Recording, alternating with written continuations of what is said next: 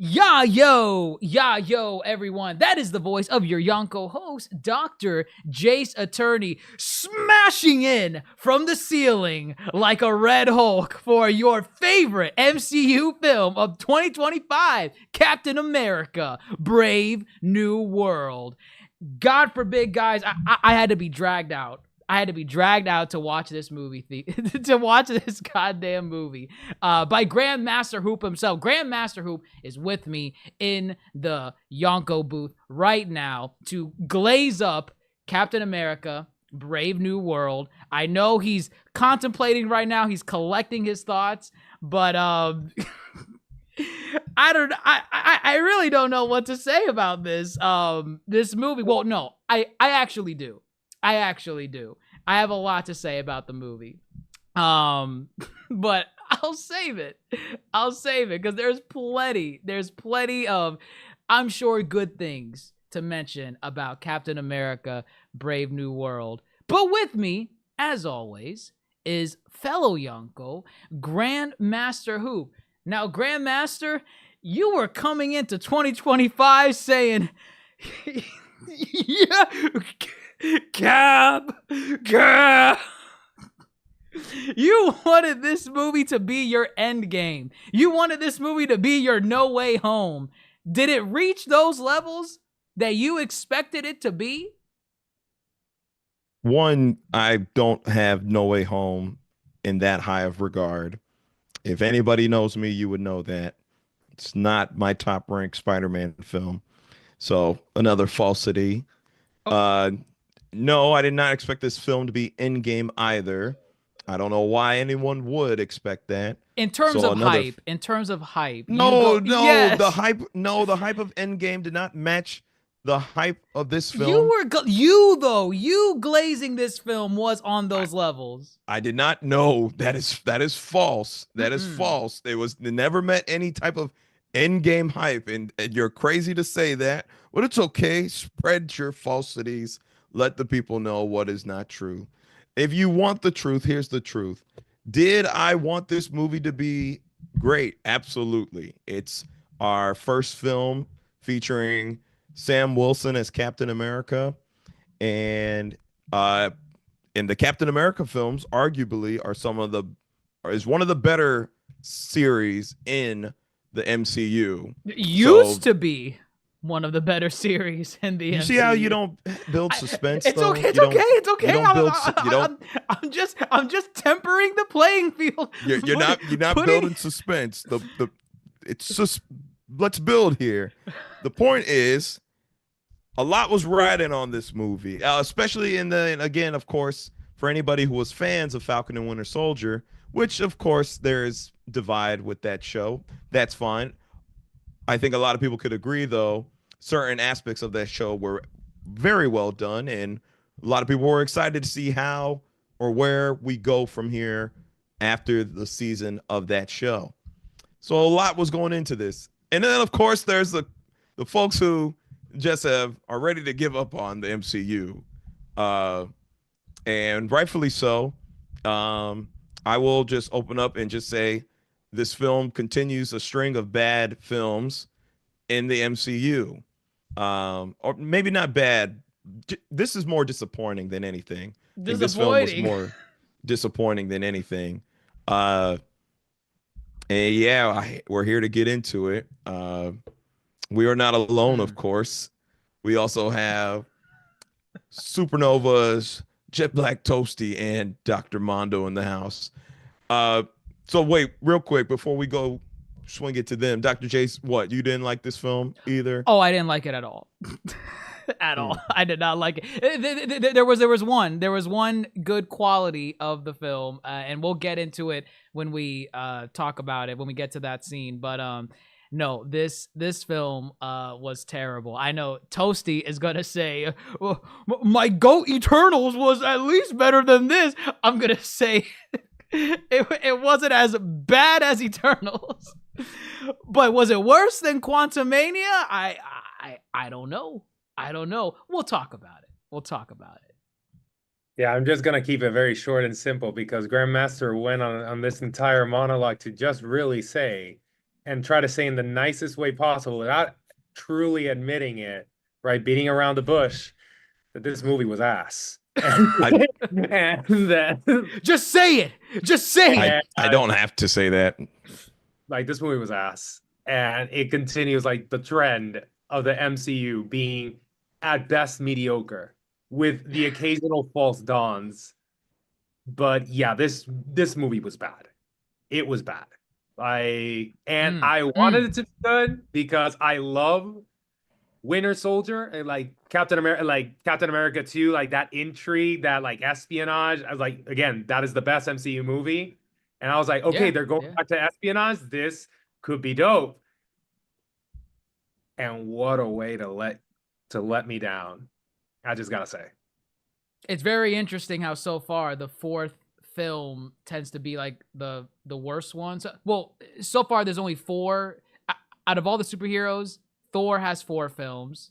Yep. You could argue the fourth one maybe is the worst, but I think Dark World is a little bit is yeah. The fourth one wasn't that bad. Dark World, you said? No, the fourth one. It wasn't that bad. I liked it. It wasn't bad. Yeah. I mean, I don't know. Maybe this fourth film in the Cap franchise just soured me so much where I'm like, damn, man, I don't know. Maybe the fourth film is always the worst. But Toasty, what about you? What about you? Speak your piece. I love this movie for a specific reason. Now people can stop shedding on Eternals for being the worst movie. That's it. That's all it is. That movie was atrocious. Cap is shielding Eternals from now being the worst MCU film. Yeah, the show is strong. And I don't think it's gonna get. I don't think it's gonna break. This movie was just. It was a struggle to get through. It was just a struggle. I was bored the entire time. That's all. That's all it is. But let's move on. So the general consensus. You haven't said yours. You haven't said yours. I already said mine. Oh, okay. Yeah, he said it all yesterday in the chat. You know, I said it. I literally said it. I said this film was bad, and I said if anything, it's more disappointing though. Than it is bad. Worse than Eternals? I mean, from a technical standpoint, Eternals is a better shot film. That's all I need. We can stop right here. Let's move on. That's where it is. I mean, that's one of my major critiques of this film is that, this again is more of a general sense. We'll get into the nitty gritty, but it's a poorly shot film. Yes, it's there's not a lot of engagement with how they shoot this film, how they cut together pieces, and there are not a lot of strong moments in the film that make you go ooh, it's clunky. Or you get giddy for Actually, it. Like, did you see the last message I sent you guys? Apparently, even the filming cast, they mentioned that the movie, they knew it was going to be horrible because a bunch of scenes were just cut off the movie. So they had entire sequence. Yeah, it's in the last text I sent you guys. It was from the Twitter discussing film. Yeah. A crew member practically said they filmed a bunch of scenes and everything was taken away, which makes sense now when you look at the movie. Yeah, it's a convoluted mess. The movie's disjointed. No, you definitely feel that too. Like without even this guy in that post you sent, Toasty, like you feel that in the movie. There's and maybe we're jumping around a little bit, but just as an example to your point, the scene with General Ross where which one? Which one? What part? Where he gets shot at in the very beginning from Isaiah. I remember when that scene happened, I turned over to Grandmaster. I'm like, after that whole scene was done, I'm like, this is one of the worst edited sequences I think I've seen in an MCU film. That entire sequence was so confusing with like choreo and camera angles. It was a mess, and you could tell stuff was taken out. No, but you see, I feel like it's instead of that, it's actually the new way they create media nowadays. People have zero attention span, so they're always cutting to the next scene as quickly as possible to try to keep you engaged. We talked about TikTok brain? Yeah, I mean, we talked about it. Like you and I, Dr. Jace, we played Suicide Squad. We mentioned how all over the screen there's a bunch of stuff happening. It's all over the place. It's the same thing in this movie. They can't keep a scene going for more than 5 seconds because people get bored. so they're forced to switch every 5 seconds, but nothing happened. And that scene was the perfect place. Instead of showing a proper fight or shutout between the enemies, no one knew what was going on. I didn't know who was shooting at who. I mean, to me, like, as bad as it is, those are the moments where I wish the villain was another ethnicity. That way I can at least know who is shooting at who. Because it just seemed that people were just shooting all over the place. I know it sounds wrong. It sounds weird. But the point I'm saying is that none of us at this point can say who was shooting at who in this movie. It was chaos. That entire scene, there was even like one part. It was just like, I think it's like when his security advisor just like picks to kind of like get him out. I was like, whoa, wait, how did he get there? It's like, Thank you. And I was like, wait, and like at one point I was like, is that even him? It doesn't even look like Harrison Ford for a moment. I was just, that entire scene, I was like, what the hell just happened? They don't know how to film. It's simple as that. And Instead, I was like, how did he get to this area? It's like, he was shot here. How did he get here? How did she get here? It was just like very disjointed mess.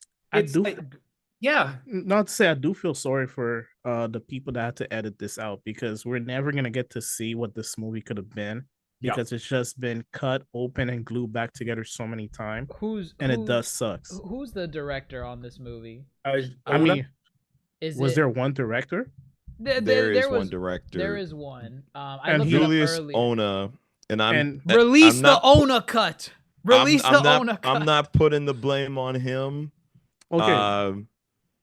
But who wrote the script? What was the script written multiple times? I will put blame on the writers for sure. Which there's a good amount of. There's five people listed here. Five. Why do you need five people to write a script? Well, no, hold up. I don't do that.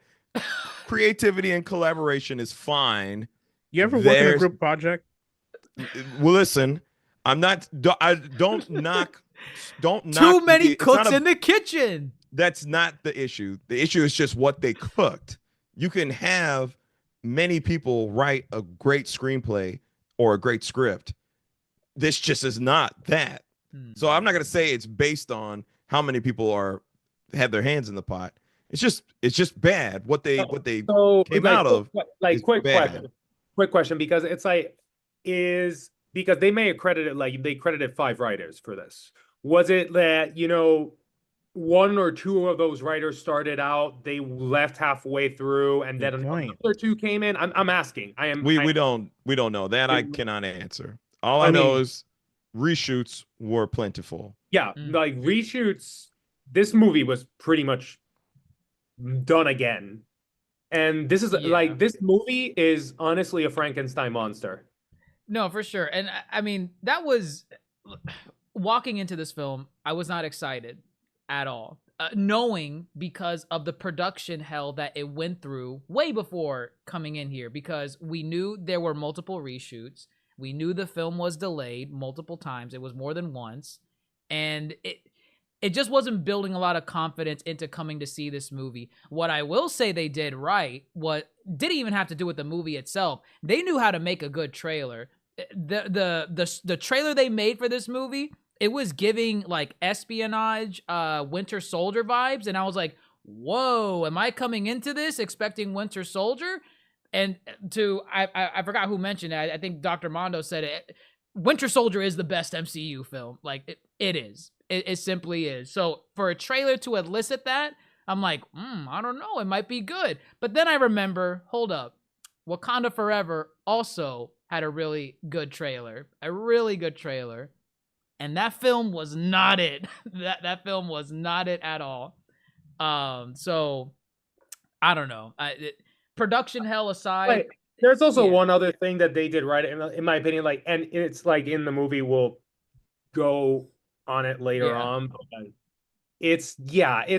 I think they did very well when it came to advertising this movie. Oh yeah, like with the trailers, I think they did a very good job. In my opinion, they maybe revealed a little bit too much. We're gonna go into that. We'll talk about that too. They revealed way too much. Not way too much. They revealed their trump card. They revealed their trump card.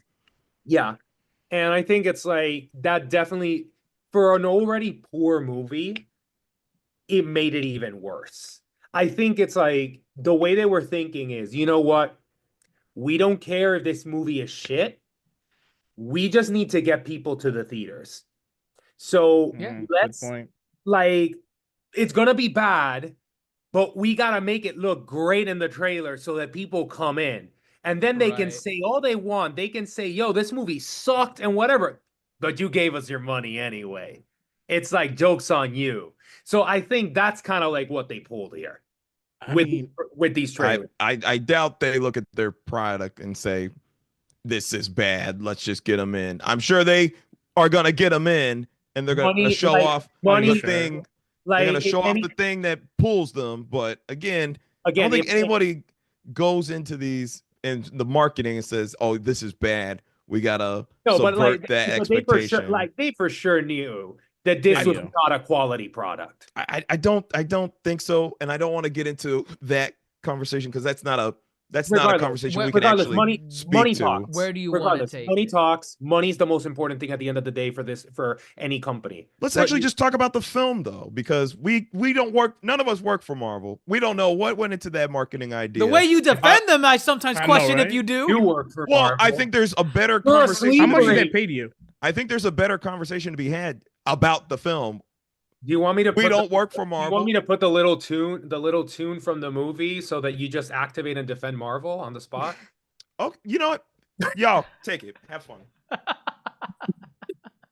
Come back! Come back! Where are you going? We don't know. We didn't pay attention to the movie. We can't lead this. Come back! Oh my goodness. Oh my god. What did happen in this movie? Let's start with the beginning. Let's start with the beginning. That's always a great spot to start with. Holy shit, I can't remember the beginning because of how was it the Mexican stuff? Yeah, the Mexican church. That was the beginning scene, right? Okay, correct. Yes, the Mexican church. It's your typical. I call it. I'm only back because that's not where the movie starts. I call it no. Where does it start? You left. The movie starts. Okay. Let's build this. Okay. So now that you're back, so we can talk about the movie, right? If anyone here comes for your throat, do not walk. It's not about coming through the throat. I want to talk about the movie. I don't want to talk about what your preconceived idea of what I'm here to talk about. Don't speak for me. Don't speak for me. I'm here to speak about the movie. Then stay. Okay. Tell us. No, I'm here to talk about the movie. How did it start? If you speak for me, speak up already. All right. This movie is about Ross and Sam, first and foremost. They are the deuteragonists of this film. Mm-hmm. The story caters to them. So we open up with Ross and his presidential speech because he just won. It's his little post-election speech, and it's all about togetherness. First and foremost, do we like how they set up Ross and his little redemption, forgiveness story? Is this compelling enough to be the second half of this movie? I don't care. I think he bitched out. He should have stayed strong. Simple as that. Who, Ross? Are you saying? Yes. What? As simple as that. The man used to be a hard ass, and he had reason to be a hard ass. He wants to change. He wants to change. No, not really. He realized that he was in the losing hand, and he tried to switch side at the end of the day. That's all it is. He bitched out. He stood on his morals for 60 plus years, and he realized, holy shit, I'm about to die in a couple years. Now I need to change. This is the equivalent of the deathbed. It's equivalent of like a bastard doing crime all his life, and right before he dies, he said, I accept Jesus Christ in my life, like that Family Guy skit. And then boom, he goes into heaven. That's what happened. The man was a bastard all his life. You think like he was still a bastard in the movie. That's why we have a villain. You're actually describing the plot of Amelia Perez as well. But I see. That is true. That is true. So are we saying, do we care to see more of Ross in a villainous light versus this kind of turn? I would have I would have cared more if they had chosen a younger actor, maybe his son or something. Harrison Ford is too old. He has potentially like 5 to 10 years max Oh God, of movie, and that's No, I'm just saying. Don't put that evil on him. No, not because he's gonna pass away, just because I feel like he wants to retire. Just the way he acted this movie, he gave me an old man vibe. And Like he's an old man. Like, But no, he is no, an old no. man. I know what Tosi's about to say. Exactly. Like a paycheck. Like he's doing it for like, listen, it's a job. I'm gonna do my job. I'm done. He said he did it because he had difference. fun and he wanted to have fun. He's at that point in his career where he's done. Well, I didn't have fun, and I'm the most important person in here. I paid to go see this. Exactly. I thought he's probably one of the better parts of the film, if anything. So I agree with Grandmaster. So I kind of agree with both sides here. I do think that Harrison Ford's A game wasn't in this movie. Yeah. Regardless, despite not being in his quote unquote A game, he is still one of the best aspects of this movie. And that is sad. But the issue is, how many more movies are they going to use him for? The Marvel Cinematic Universe has become such a mess in recent years. They're not dishing out movies back to back. There are a long time gap between movie. And my biggest fear is this poor bastard is going to die or going to retire before they actually complete his arc. Let's come back to that because we'll get into the future because that'll play a part later. But did you like him at least in this movie, or is he just too old for you? I feel like he was underutilized a little bit. That was the main thing. I feel like he was underutilized. I wish they had more scenes with him, more emotions, more interaction to show his struggle. Because I get the inner struggle. Oh, I'm stressed, angry, whatever it is. I want to see my daughter.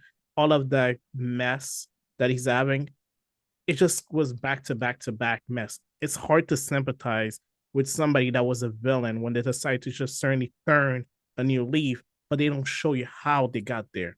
There was no flashback, no story, no buildup.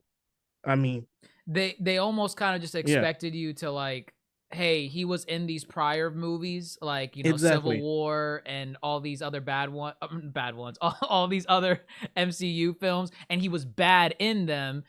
So there you go. There's your origin story to understand how much of an ass he was. Where since he's at the center spotlight here, I feel like they needed to do a much better job, like showcasing that struggle, like between he's trying to be a little bit better than what he was before.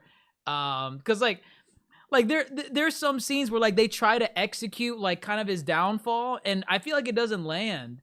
No, it doesn't. Like that scene where they showed it in the trailers. The scene where he's like practically spitting in Sam's face, saying, "You're no Steve Rogers, son." I'm like, wait a minute. That line could have been so fire if I truly believed that he was spiraling down. And I didn't get that in that scene. Like, that's because he said go ahead. No, to say that's because this movie suffered from a scenario that we've seen in multiple different series. There are too many characters and too many plot lines going on at the same time. I didn't care for the new Falcon guy. I didn't care for the Breaking Bad character. They could have cut off those two characters and concentrate. Breaking Bad character? Giancarlo. Giancarlo. Okay. Yeah, I don't know his name. Like, yeah, that guy. I didn't care for him that much. He had cool scenes, but he was just there to take up space. And that's an issue. They should have concentrated on three characters: the Hulk, the main villain, and the new Captain America. Those three only. Instead, we wasted so much time on other crap, and it wasted our time. It was an hour and 58 minute movie, and I feel like nothing happened.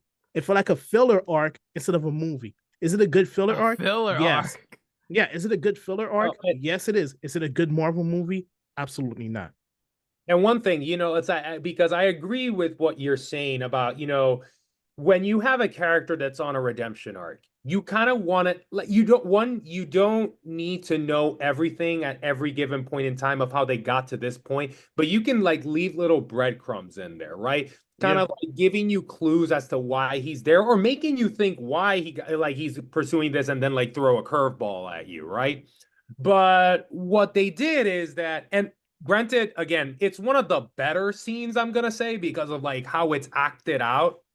But when they're in the ship and he like explains to Sam, Like, why, it's like, oh, I was about to die. And it's like, just like this huge exposition, what you just gave.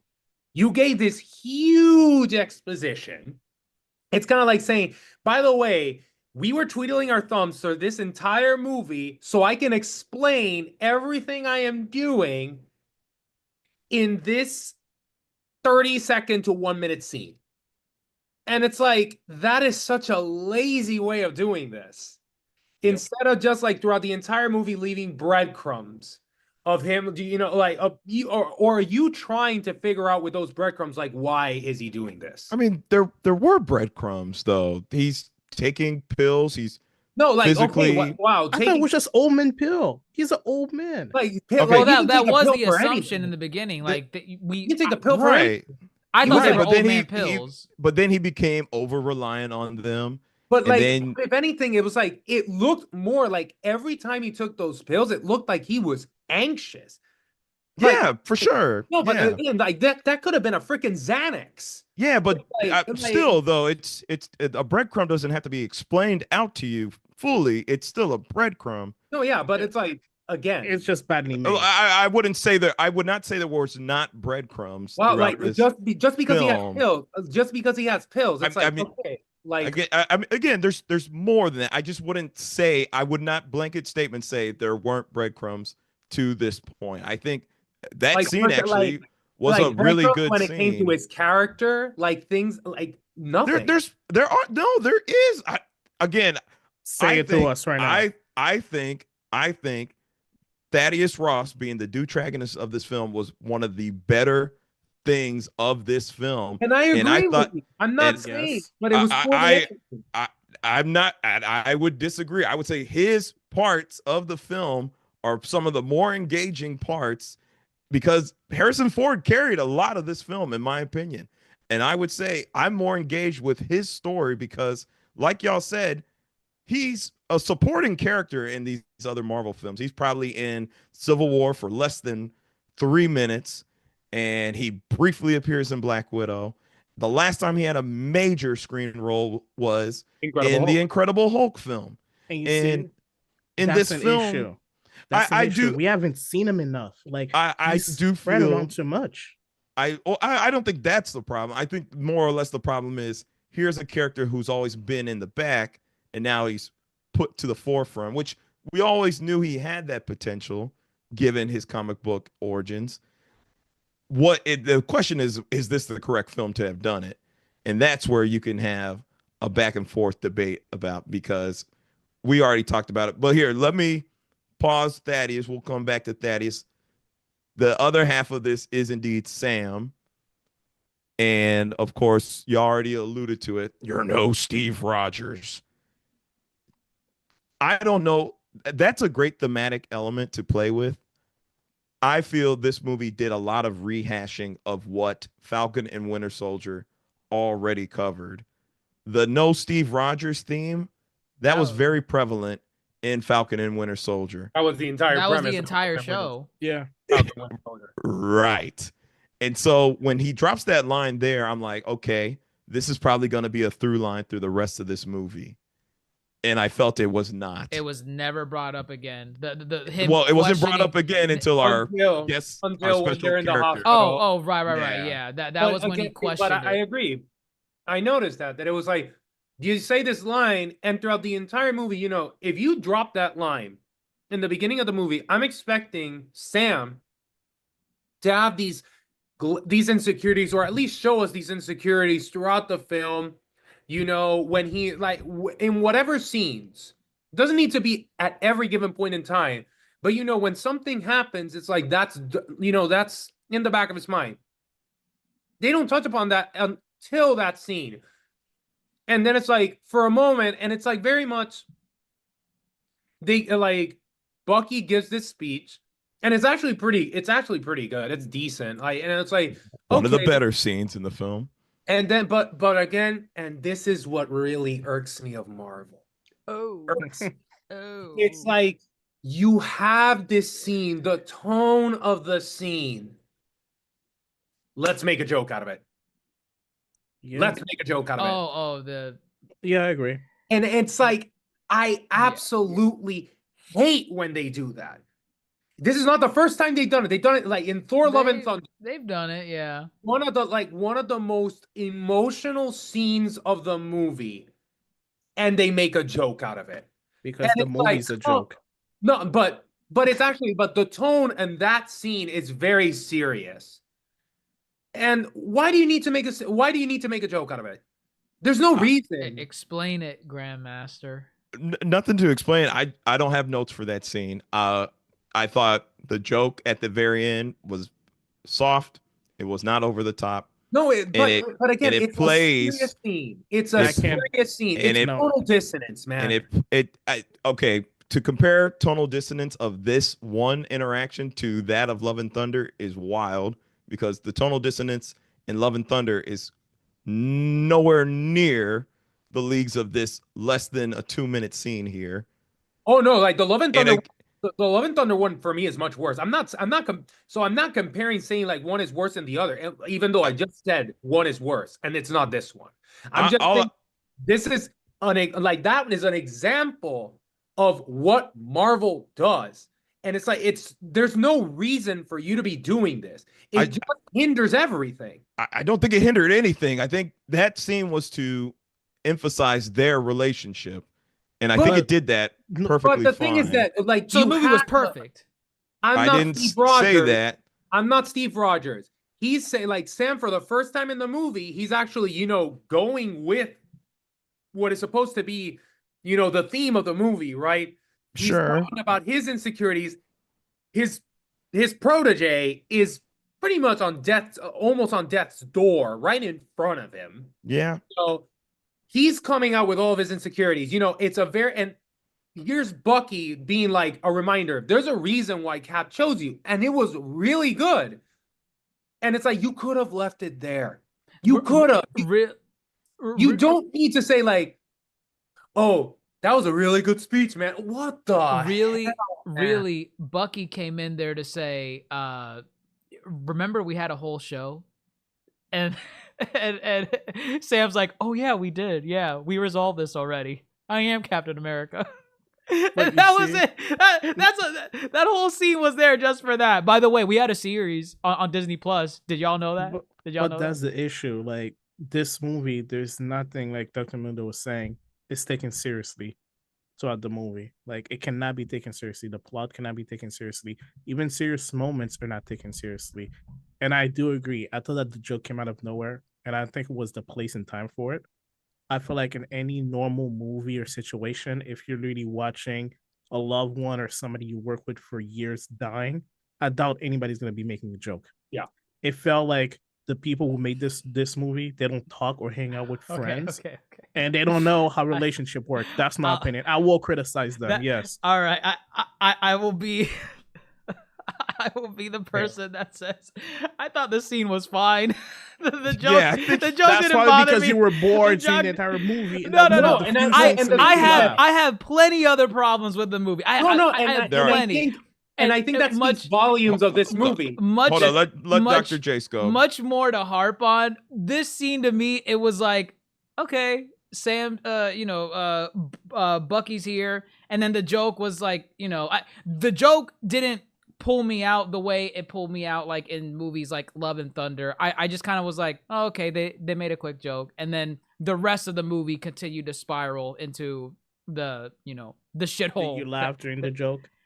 I didn't laugh. I didn't really laugh at any because scenes. It wasn't funny. I did not. Grandmaster laughed. Yeah, he did laugh at this scene. I don't. He would laugh at No, you did. I can speak for myself. It's fine that you laugh. I already said I liked the scene. I would say maybe a snicker. Okay, but again, that's a laugh. Yeah, but I didn't like burst out laughing. No, I didn't say that. That's not what I heard. I have to say this because I have two folks who are ready to rip this scene to shreds, which I'm like, this is a better scene in the movie. That's not what I heard. I think you're not understanding what I'm saying. I understand exactly what. No. I think it is one of the better scenes, and that speaks volume of how bad this movie. I understand. completely. You already said it. Marvel throws in a joke during a serious moment. But did you? It Hear lessens what I the said? seriousness God. of the scene. Okay. I get it. But No, the I real get it. question is, how much did you laugh? Again, it On a doesn't scale matter. of 1 to 10. It doesn't matter. The point is, and again, I wish we could have built to this, but here we are. That scene, regardless of the joke, it spoke more to their characters. And that is what I appreciate the most of this scene, is that we got to see. Because again, one of the big things that people criticized before this movie ever came out was the fact that Bucky was not in the film. And a lot of people thought Bucky should have been in the film. I think he should have. He should have. I definitely. I think you have a more I think you probably have a more interesting story, and you can take the story more places with him in the film. For sure. And I think you do kind of. Sure. Well, I guess the question is this. Oh well, we'll get into Joaquin. Let me take it back because we barely. This is your fault. This is yours. No, I let y'all go. This is what y'all want. We don't remember the movie. It's our You fault. do. Okay. Yes.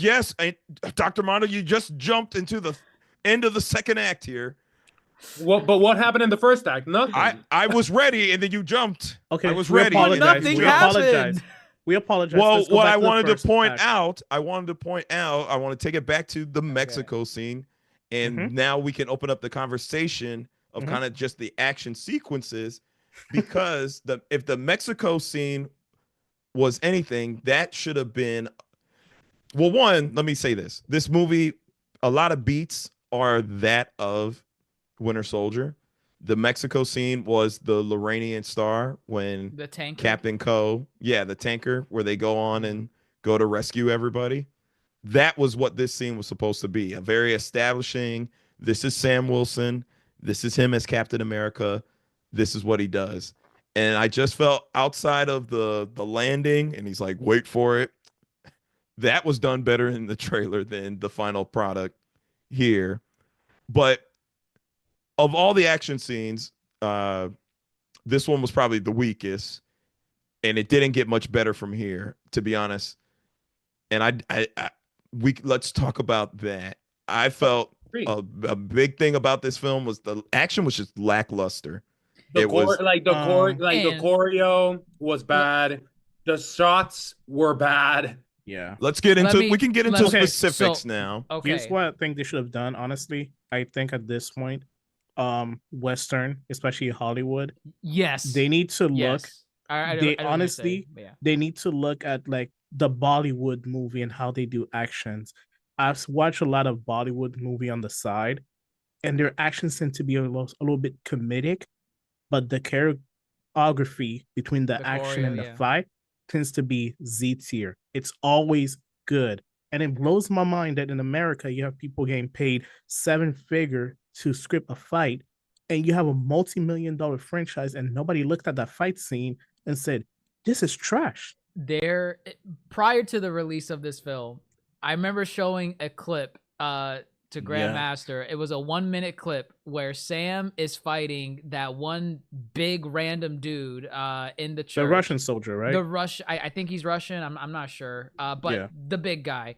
And it was a 1-minute clip, and it was a fight scene between them, 1v1. That was some of the most uninspired choreo in an action sequence for either a comic book movie or an action thriller movie that I've ever seen.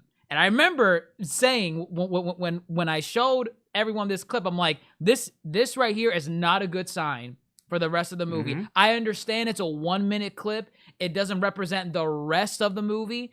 But this, like, why did they choose to release this clip to get people hyped? This does not get me hyped. This just shows their choreo, their fight sequences are like uninspired. And it looks phoned in. It looks phoned in. Like, oh yeah, just, throw a punch there. Okay, and then break his arm. Nothing.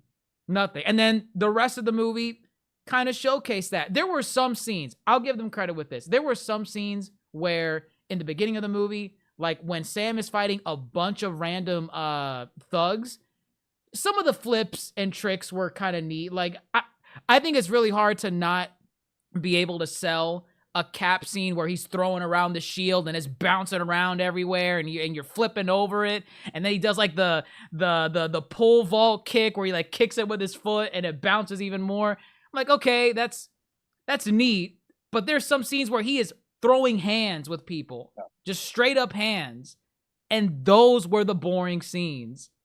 I'm like, where are you, a super soldier? Where's the serum?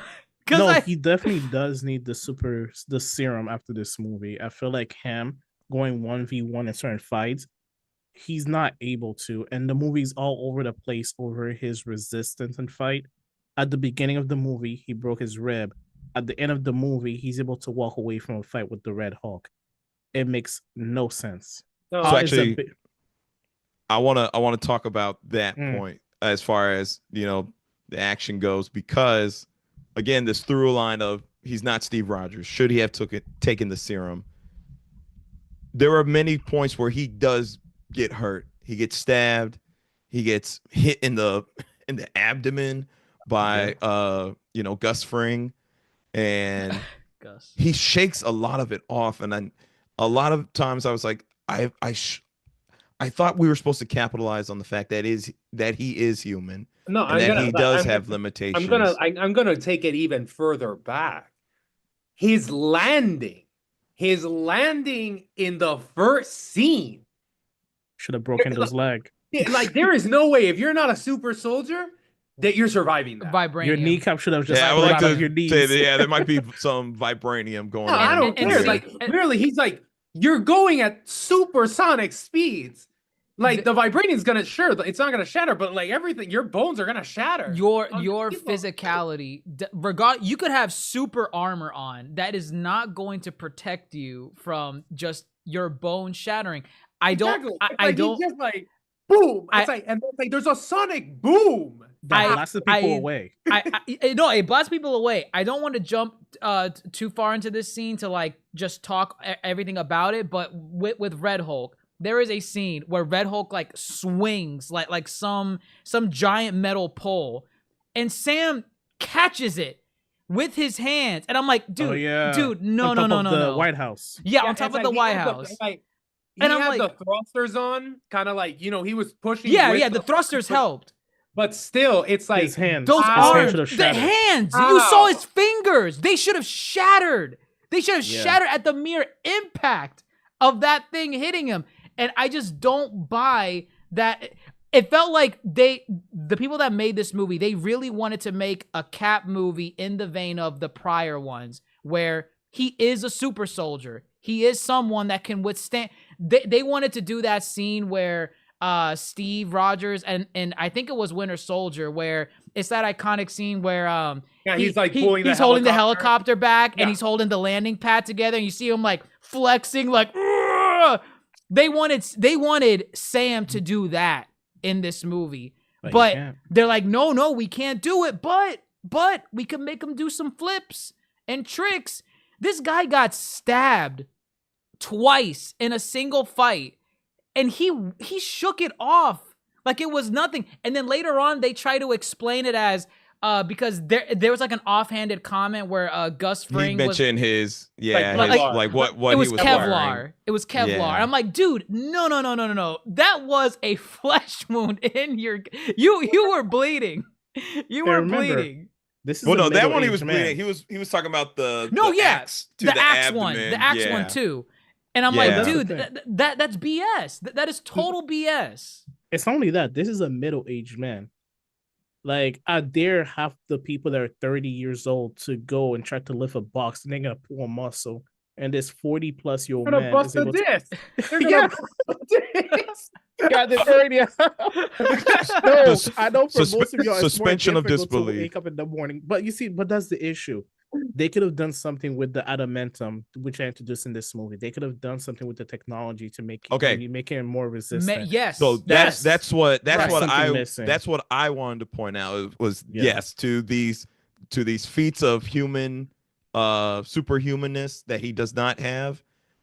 Yeah, I would have liked to, because they did it here and there, and they did it in the show very well, where he would utilize his thrusters to help break what's his name's arm, You know, they showed his craftiness before, and here it looks like they just kind of did away with it. There wasn't a lot of ingenuity in the choreo. It's not only that. They said give him vibranium armor and wings, and that's it. He can do anything. He is a super soldier with that suit on.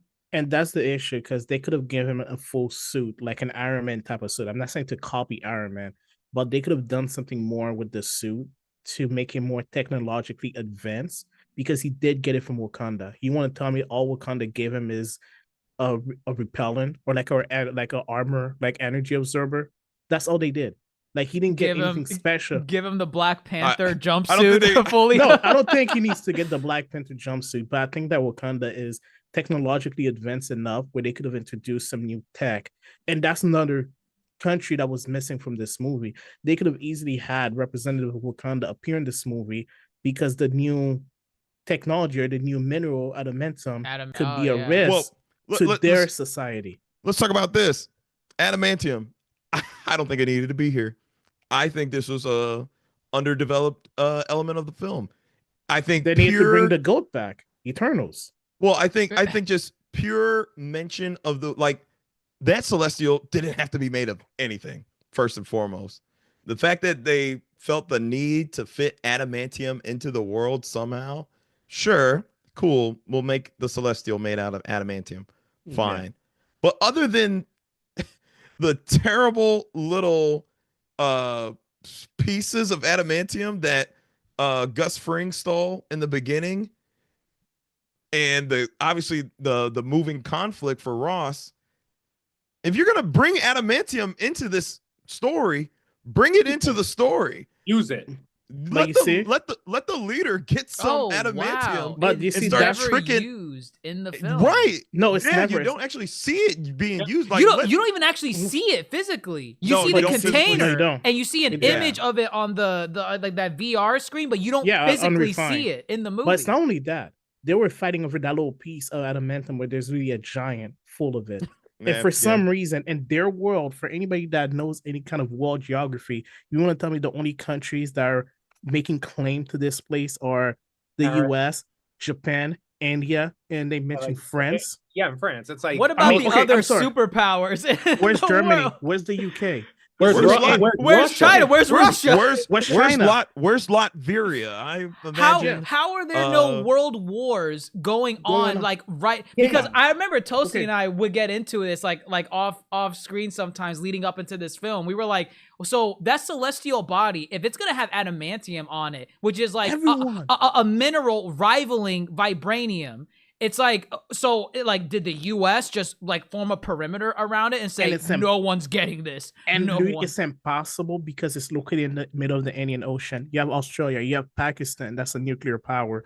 You do have India, but they chose to ignore China. China doesn't exist. You have all the Southeast Asian country. You want to tell me Malaysia, Indonesia, Singapore, all of those countries are just gonna sit back and say no? What about Africa? The Indian Ocean borders Africa. You want to tell me that South Africa will be sitting there saying, yo, yeah, let's let these people handle this mineral that can make us rich? Does Wakanda have concerns? Does Wakanda have concerns about the new mineral? Yeah, it's such a late. It's like, again, you want to do like a political intrigue story or whatever, and it's like this would have been the place to do it. This would have been the place. But yeah, it's lazy. It's just lazy as hell. The reason, and I think it's like when it comes to like adamantium and the celestial, it's like I think it's like this was like to check boxes. This really looked like they were checking boxes here. No, it is like, oh, we have the X-Men now. Oh, how do we put them in kind of like in this world? Give it like a clue, like an Easter egg. Oh, adamantium. Okay, but no, that's literally what it was. No, but how do we get adamantium? Oh, right. I forgot that we made a movie over 4 years ago about this huge thing that just rose up of planet Earth that it hasn't been referenced in any movie since, and it's almost existed. So, this is perfect. We have this, and we mentioned it. Therefore, we did not forget this. Checks box. That's but all. I got even more than that. Japan got mad at the US for stealing what is supposedly just a small piece when they have a mountain of it. It makes absolutely no sense. Why don't they just go get more? They have a facility. They supposedly had a facility there. So they're fighting over that small piece that got stolen. You telling me that That entire mountain, that's all you had? No, it's bullshit. Come on. The entire plot of the movie, it doesn't make sense because it's not a limited resource. Well, it is a limited resource, but it's not a limited resource that is in small quantity at the moment. They didn't really. It is in large. Well, they didn't. They didn't explain if the whole thing. What? Was made Yeah, out. like but is it a mineral that's inside of the thing, or is it made of it? But you see, that's the issue then. If we don't know how much it is, how come the Japanese are the only one that got a piece of it? Or we know they got a piece of it. You tell me that no other country had a piece of that mineral. And if Japan did lose that mineral, like in the whole way that the political leaders were interacting with each other is absolutely stupid. No political countries act like this. They were betraying each other left and right. I mean, for God's sake, Japan and the US have been allied for 5 decades at this point. You think the Japanese leader are going to say, you know what? Fuck you. We live in a world where there's mind control, which happened with the Winter Soldier movie. We live in a world where there's a goddamn alien that can disguise himself as other humans. We live in a world where half of the world population disappeared. But you know what? We're not going to believe you that there was a conspiracy. That is too far, my good sir. No. The Black Widow movie, by the way. Because you know that was in that same phone call that you're referencing, Jose, where it's like, then tell us what the conspiracy is, Ross. Tell us right now. And I'm imagining, like, if Ross genuinely said, there's a green man that I kept in a government facility basement and he's controlling everyone's minds. Do you believe me? The Japanese are going to say, oh shit, we got the same dude over there too. We have a similar guy. They have no reason to believe him. You see, it's not that they have no reason not to believe him because, again, they're political allies. If it was a rival country, if it was the US versus China, which they could have introduced, that would have made sense because the Chinese would have said, the goddamn Americans are always fighting to keep the resources, blah, blah, blah, blah, blah, and vice versa. But it was Japan. For God's sake, what is Japan going to do against the U.S. military? Here's my thing with it. The reason why we already know how that movie ended the first time. The reason why we keep coming back to politics with this movie is because it's trying to elicit Winter Soldier vibes. Just go back and watch Winter Soldier, and the way Winter Soldier interwove its like political commentary into its story with like government conspiracies and espionage, it did it extremely well. So when you're trying to elicit that same feeling in a movie like this, but you're putting it on a global scale, it's not limited to the US government and S.H.I.E.L.D. anymore in Winter Soldier. Now you're involving other nations in this. Where's S.H.I.E.L.D.? S.H.I.E.L.D. disbanded? Disbanded, yeah. Okay. Well, yeah, so Agents of S.H.I.E.L.D. would... I didn't watch that show, so... I mean, there's a S.H.I.E.L.D., but until they actually fold it back in, don't matter. But see, when you're including other countries in this commentary, that's where it starts raising eyebrows. And that's where I know the writers for this film didn't really, do their homework. Not even just do their own homework. I'm gonna use a hoop terminology. I'm gonna say they weren't bold enough to make commentary on something. They weren't brave. It wasn't bold and it wasn't brave. It wasn't a Brave New World.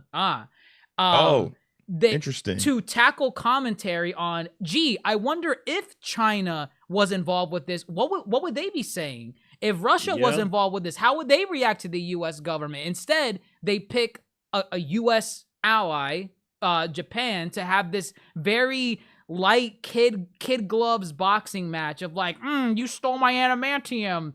You're a bully. Not even that. Not even that. It's like the world leaders that were a part of this treaty. It's like France is part of NATO, which is an ally of the US.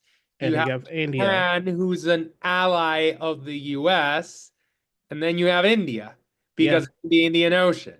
And which again, it shows you their lack of understanding of geography. Because the Indian Ocean doesn't only contain India, by the way. There's a ton of countries that border it. Yes, exactly. By the way, Saudi Arabia is also in the Indian Ocean. They would have gone for it. Iran is in the goddamn Indian Ocean. They would have gone for it. I think the consensus is It was a very lazy political. Brave New World it's a small world. It wasn't brave. But it wasn't brave. It was honestly insulting. It's like having the thing popped out in the Gulf of Mexico, but not including Mexico as one of the country negotiating it. The that Gulf of America. Oh my God. Gulf of Mexico. So I think we understand the general consensus here that it was not done to scale, as the title would make you think, and it being here, adamantium, heavily underutilized, barely used at all. It wasn't used at all. It was a check. This is a checkbox. Yes, for connectivity. It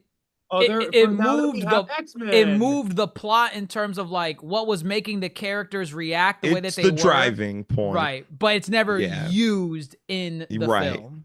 It could have been vibranium. It could have been anything, really, because it just wasn't used. Let's talk about some other things that were used here. You know, we keep talking about it was trying to elicit Winter Soldier. Winter Soldier had, as far as the heroes go, 3 key players: a Captain America, a Falcon, and a Black Widow. This film had a Captain America, a Falcon, and a Widow. All Walmart version of the original. I don't see the need for Joaquin Torres as the Falcon, because Sam, obviously, yes, he has had more experience with the Falcon wings and whatnot. I don't know what Joaquin has brought to the table to make that. It's nothing. No, not that it's nothing different. It's just, I think there's nothing new. No, it's nothing different. It's nothing. No, I guess what I mean is Sam did more with the Falcon wings. Joaquin kind of just flew and had little pea shooters.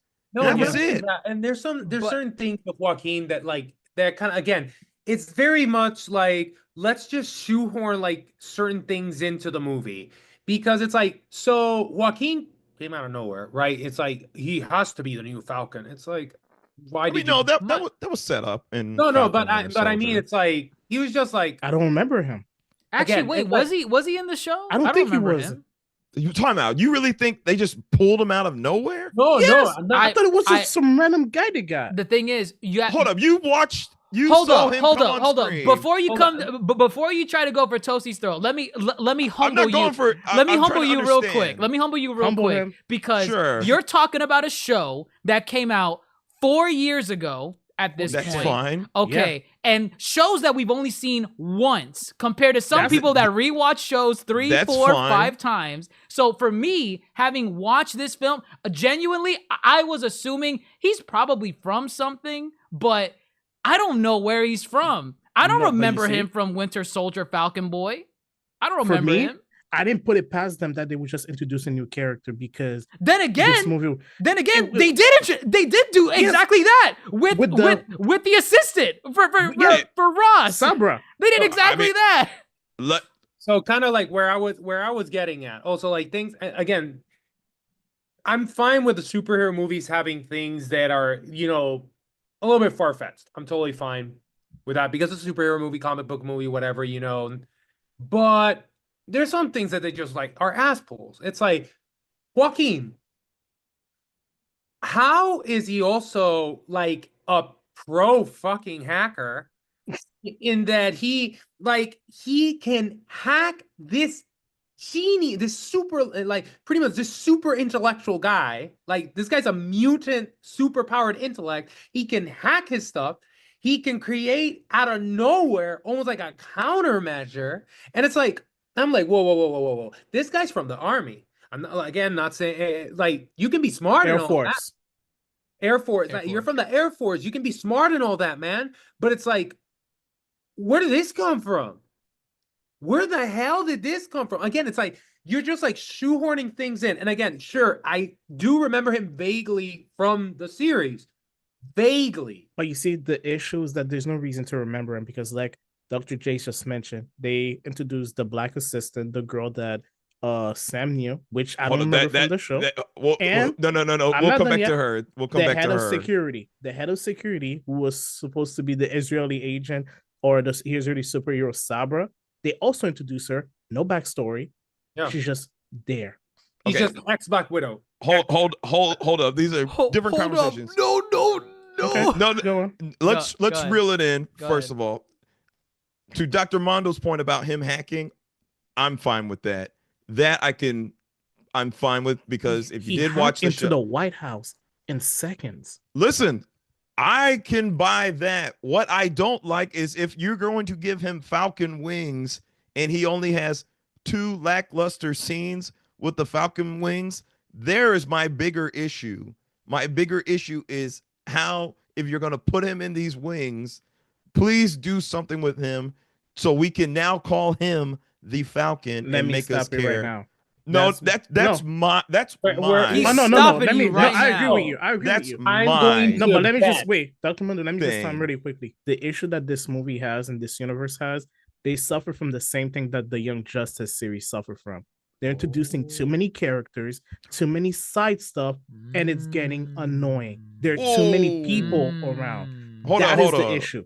Wait, we I'm can not get done into yet. this Widow. I'm not done yet. One Keep second. keep 'Cause about if the you're- film, though. No, I am. Comparison, I would analogy, a comparison. and I would disagree because- with what you're saying. No, because if you watch the original Avengers, there was a series of characters that we all knew that they could build and introduce and grow.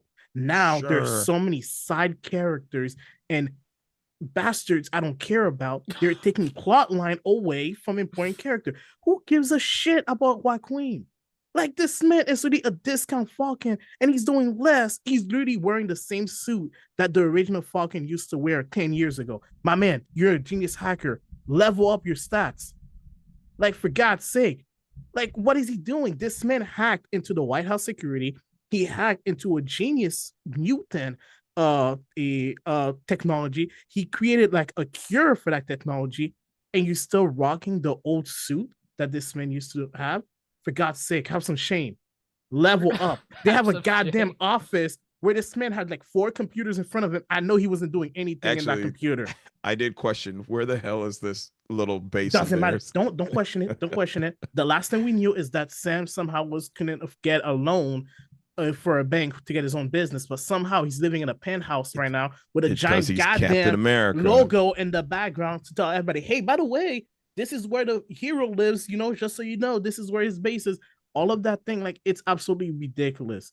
It's like I mentioned before, they lack imagination. They could have used the Wakanda technology. He could have done something in this movie where he improved the Falcon wings after the first Falcon fight wings. or something like that. He could have done anything. They didn't do anything. The thing is with him being the Falcon, because like one thing I'll give Sam taking the mantle of Captain America, it wasn't just him abandoning the Falcon wings and like now he's a non-super soldier Captain America with a shield. He incorporates the Falcon wings with he needs a his sidekick. shield.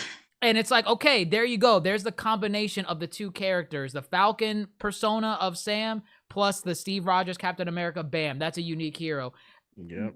The other guy, I can't remember his name. Joaquin. Joaquin. He brings nothing new to the Falcon persona. It feels like Correct. that's Sam's old version of Falcon. And I'm like, No, I but mean, he did say but- it. but He why- literally said that he took his suit, his original suit, and wore it. He gave him the wings in the show when John Walker broke the wings.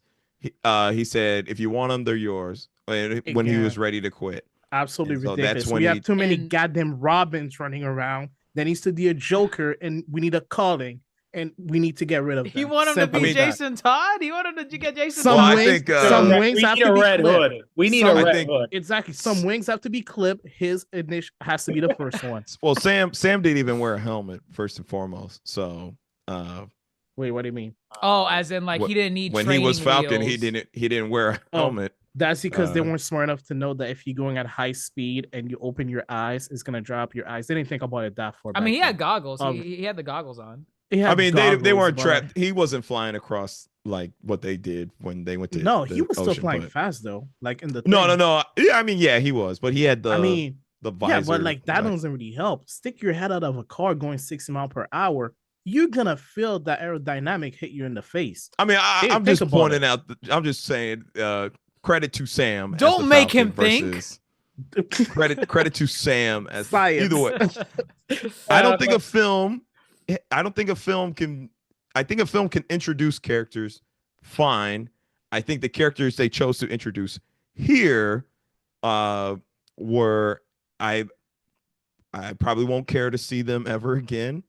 Thank you. We need a calling. Wait, watch that they're gonna make a series out of him. Just Yes, like they are. No, Yes, they no. will. Yes, they will. Yes, A they series will. out of Joaquin? No, they're not. No, they're not. just, No, like, they're not. just No, like Echo. I agree. This is I gonna be agree. just I'm about like to Echo. say, Dr. Martin's You gonna say, gotta- well, they made please- one about please Echo. reel it in. No, he's Please right because they're gonna make a No. series out of him because he's gonna need Hold to be on. built Let's- as the new Falcon and find his new identity. He's not gonna get a series. No, No, you know what? It's No, gonna be he's- called The Falcon. The No, Falcon. please. They already have the cast. We were gonna It's gonna get be to the your black girl. widow character. The No, Falcon it's gonna be the boy. black girl. It's gonna be Sabra, No, the it's Israeli not. superhero that was No. introduced, and it's gonna be the Falcon. That's gonna be the new No, team. It's written right. I know they already please. have the plot, Please. and you're freaking out please, because you're in their real- paycheck. No, and you know I- that we just leak I information. want you to reel it in Kevin, because don't just come for me.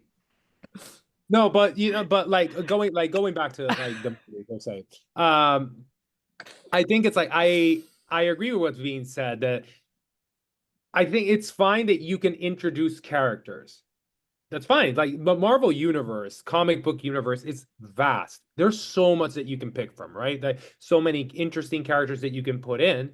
And you can have some creative freedoms of your own in, tweaking these characters or even putting other characters in. But if you're going to introduce a character, if you're going to put a character in whatever movie, whatever series, you better make sure that you make that character worthy of attention, worthy of their place on the screen, of their screen time, not just the checkbox. Because I think that's what Marvel does a lot. And they did it here, right? It's like, because Joaquin, yes, he appears in the series Falcon and Winter Soldier, and he's a very minor character, but he's there. And here you just like shoehorn him in. Okay, he's the new Falcon. Cool. You see that at the beginning and you're like, okay, so he's the new Falcon. What are you going to do with this? Nothing. No upgrade. It's Nothing. and again, it's like you check the box. It's like, see, I put the new Falcon in. What did you do with him? Oh, I just put him in. What did you do with him? I just put him in. That's it. He has wrist mounted pew pews. Yeah, he's also the idiot that flew into a missile and didn't think that the blast was gonna hit him in the face. Got this. I said, why was there just no cool little duo team up scene of them flying? Also that, and that's like a missed opportunity. That goes into what I'm saying, right? I would not say he's shoehorned though. I'm not going to say that. I need it. But again, it's like he's shoehorned in because they didn't do pretty much almost anything with it. No. He's not shoehorned. Our widow character. Oh is yeah, no, he's worse. No, she's worse because both she of them. will never appear again. Never. Well, I don't want to say never, but I don't care if she never shows again. But you see, the issue is they will appear because the two of them are like the annoying sibling that you have to bring to the party with you, and they just keep popping out in places where they're not supposed to be. That's who they are. They're supposed to be. They're supposed to be seen and not heard. Instead, they were yelling and taking up space. I will say again, this is the whole let's be Winter Soldier as much as we can. She's their widow, so she adds the kick-ass female. 5'1". Who's she gonna fight? Well, she fought. It's just again the difference between her and I'll compare it to Yelena, because Yelena is another widow-based character. Yelena has ties to Natasha, which by that right there, you're more invested in her character because she has ties to a well-known character. This character, Joaquin, look her up. What'd you find out? She's ex-widow. Oh my God, stay away. She's Israeli and an ex-widow. I'm like, whoa. Okay. She's deadly. But she's ex-widow though. She's ex-widow. That's good. That's amazing. Yeah, but you see how they just didn't. As many connective pieces that Marvel has to play with, the fact that they just left it at, she's an ex-widow, And yes, there was controversy of making her true comic book counterpart, Sabra, which, like we've been saying, you can do and take things and do what you want with these characters. They just didn't do really anything, and then her character is just also just kind of off-putting. But again, like that further substantiates my point. And again, it's not bad that you put new characters in like that. Correct. It's not bad. Like if anything, it's like that's cool because it lets you know that this is a big world with a lot of moving parts, and you have a lot of characters to take from, and you also, as a creative team, can make to a certain degree your own characters. But if you don't do anything with them and you're just putting them in kind of like as cardboard pieces, you're saying like, okay, they're in the background. See, we put them here. Look at them. Look at them. Hey, look at them. You already said it. It's something. all a setup for a new show with them. That was a setup for their new show that's coming out 2 years from now. That's all it is. It won't, especially after the negative feedback. You know I'm sure what? a lot of things. I need to make sure I take a screenshot or a picture of today's date, because when we're doing the first episode of the new show in a couple years, you're gonna say I never said this. I never said that, bro. We really won't be. If we look back at what has come out of Marvel after their negative responses, there's a correlation between what they choose to make stuff after. But well, there have been negative reviews of a lot of movies, and they're still making the same mistakes over and over and over and over again. I'm talking about series, and I'm talking about that. Either way, let's shift to the bigger question of the film as it tries to be a Winter Soldier knockoff. Should this have been a Hulk film? Yes. Samuel Stearns as the leader, Red Hulk, the most mentions of the Incredible Hulk film since I don't even know. Remember the last time they mentioned the Incredible Hulk. Go ahead. Is the Red Hulk supposed to be like what is his character in the comic? Because obviously we didn't get anything here, and I don't read the comics. Yeah, Thunderbolt Ross. The Red Hulk. Well, I mean, that's it. Maybe not it leading like the way it was done in this film, but Thunderbolt Ross, Thaddeus Ross, is the Red Hulk. But you see, my issue is that they introduced this Hulk, and I thought they also introduced the son of the Hulk, and one they did. They did. Yeah. So how come these people were not in the movie or didn't give a scene like little? It's not a Hulk movie. It's not a Hulk movie, but I feel like there's connectivity that should have been done with. See. No, and we talked about and this.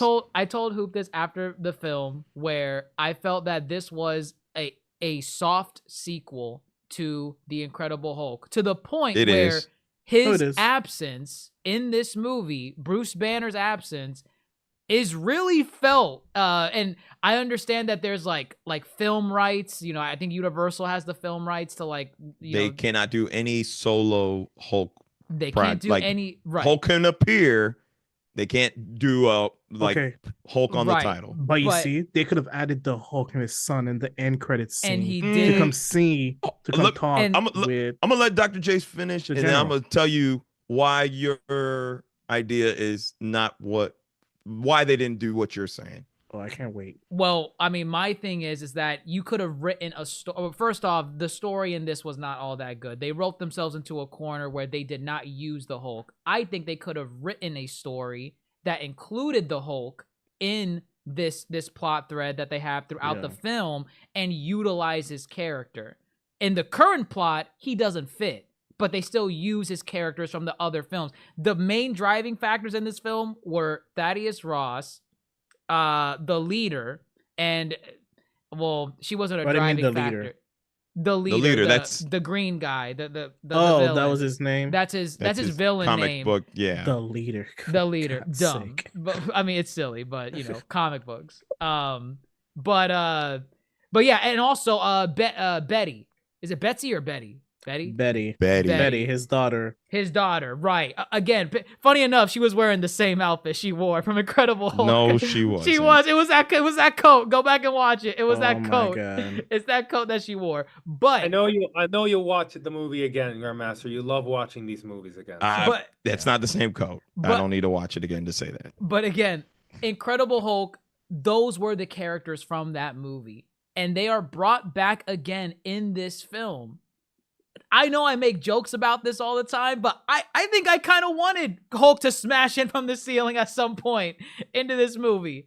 Because his absence is felt. You have Hulk and the leader as your main forces pushing this film forward. Or they could have just shown She-Hulk, that show that came out also. There's another Hulk.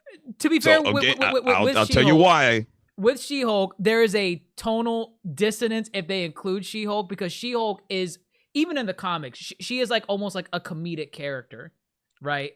For her to be like just smashed into this film, they didn't need to have her fight. They just need to make a reference from her. Show her see the scene. Like, we need to see some kind of connectivity, but it needs to be done well. Tell you why. Why? Because because he was in the writer's room. So I'm not in the writer's room, but with the story that they presented, because Hulk, yes, these are all Hulk characters. Yeah. And yes, you could have easily made a Hulk story, Hulk movie based after this. The choice to make it Thaddeus Ross centered is why they didn't include beyond him, Betty, and the leader, because these characters and just laser in on their relationship to Ross. Because at this point, Bruce and Ross, they haven't seen each other since the Incredible Hulk film. 17 years. And that's Scar and She-Hulk, they're in their own separate Hulk universe. So as far as making references to them, they didn't have to, simply because they lasered in on Ross and the leader, and this convoluted, he locked me up to use me as a... You see, that's the issue that I have with the Marvel Universe.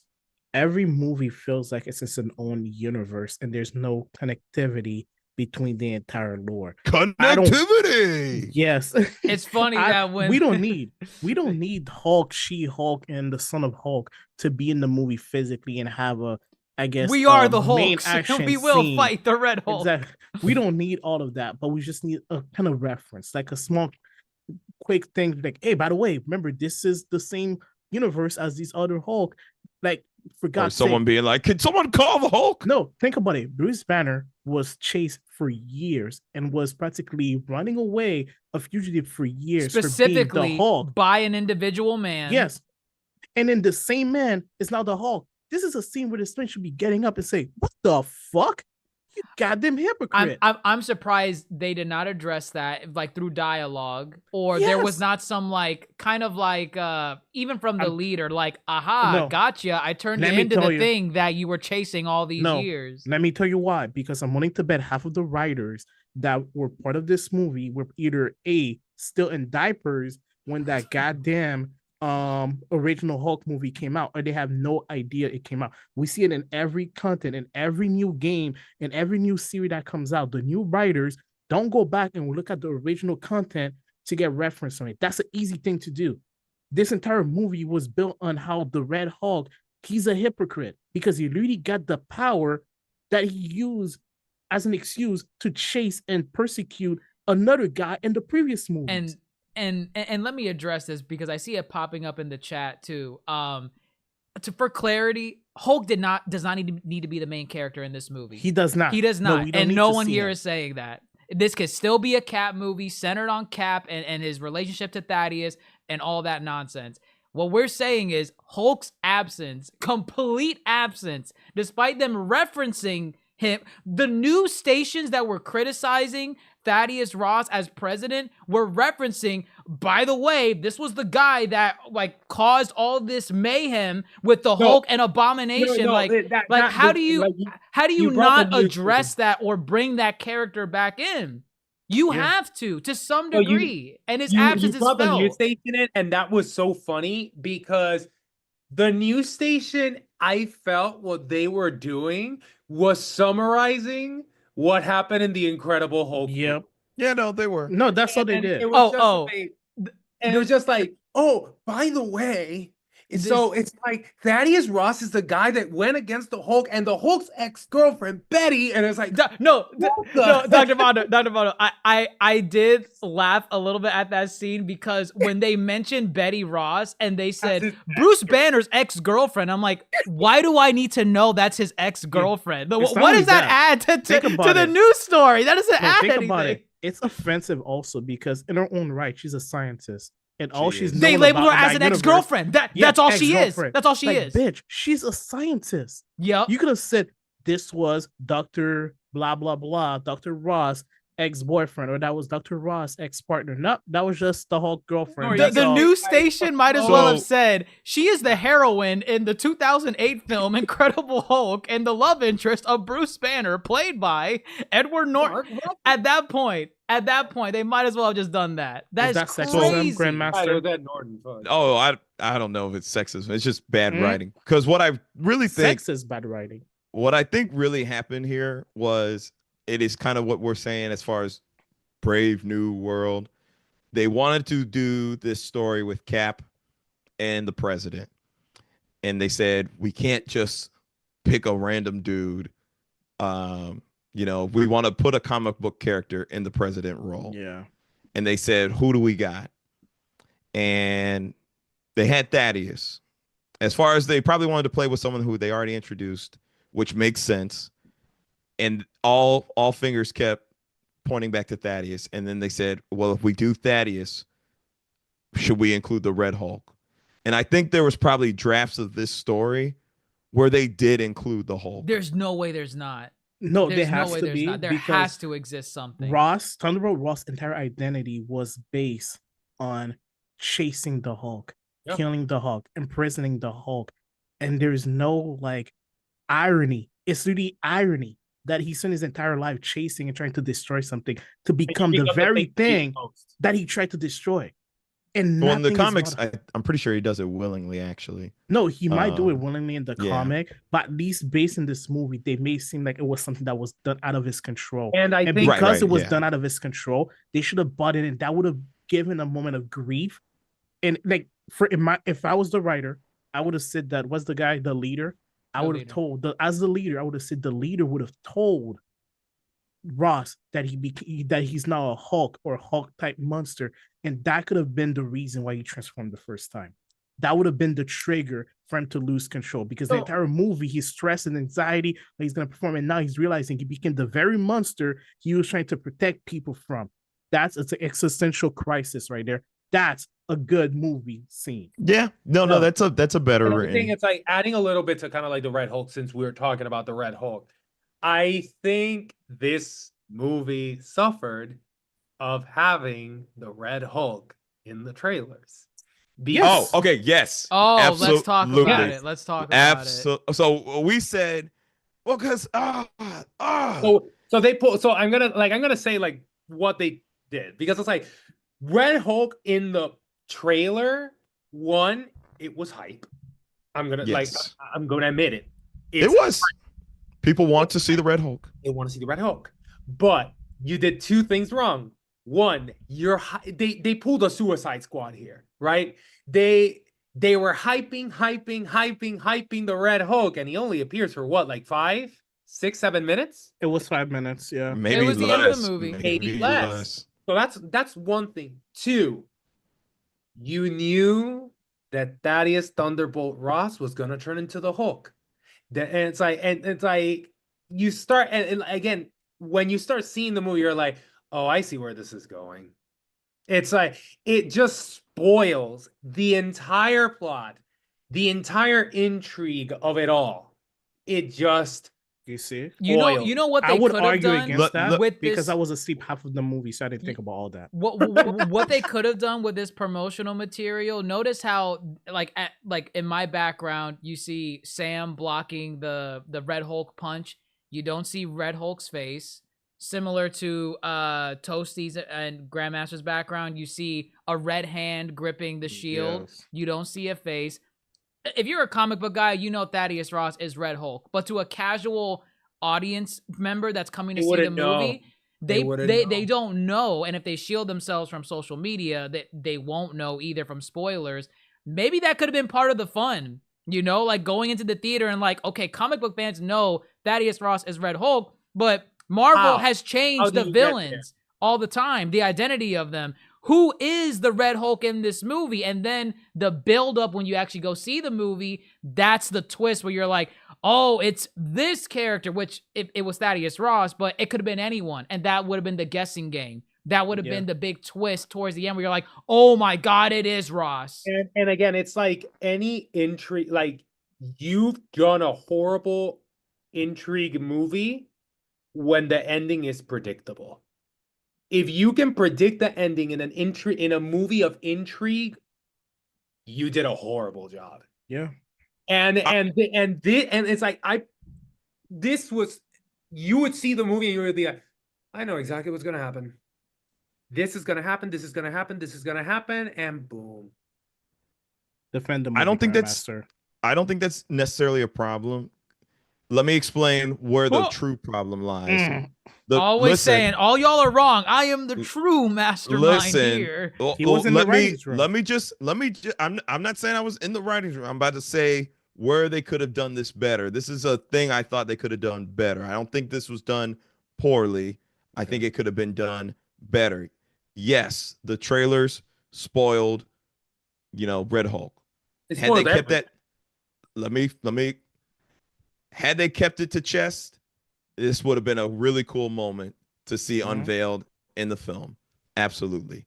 But again, there's not too much intrigue going on in this film with Captain America alone. So the Red Hulk is their big seat filler.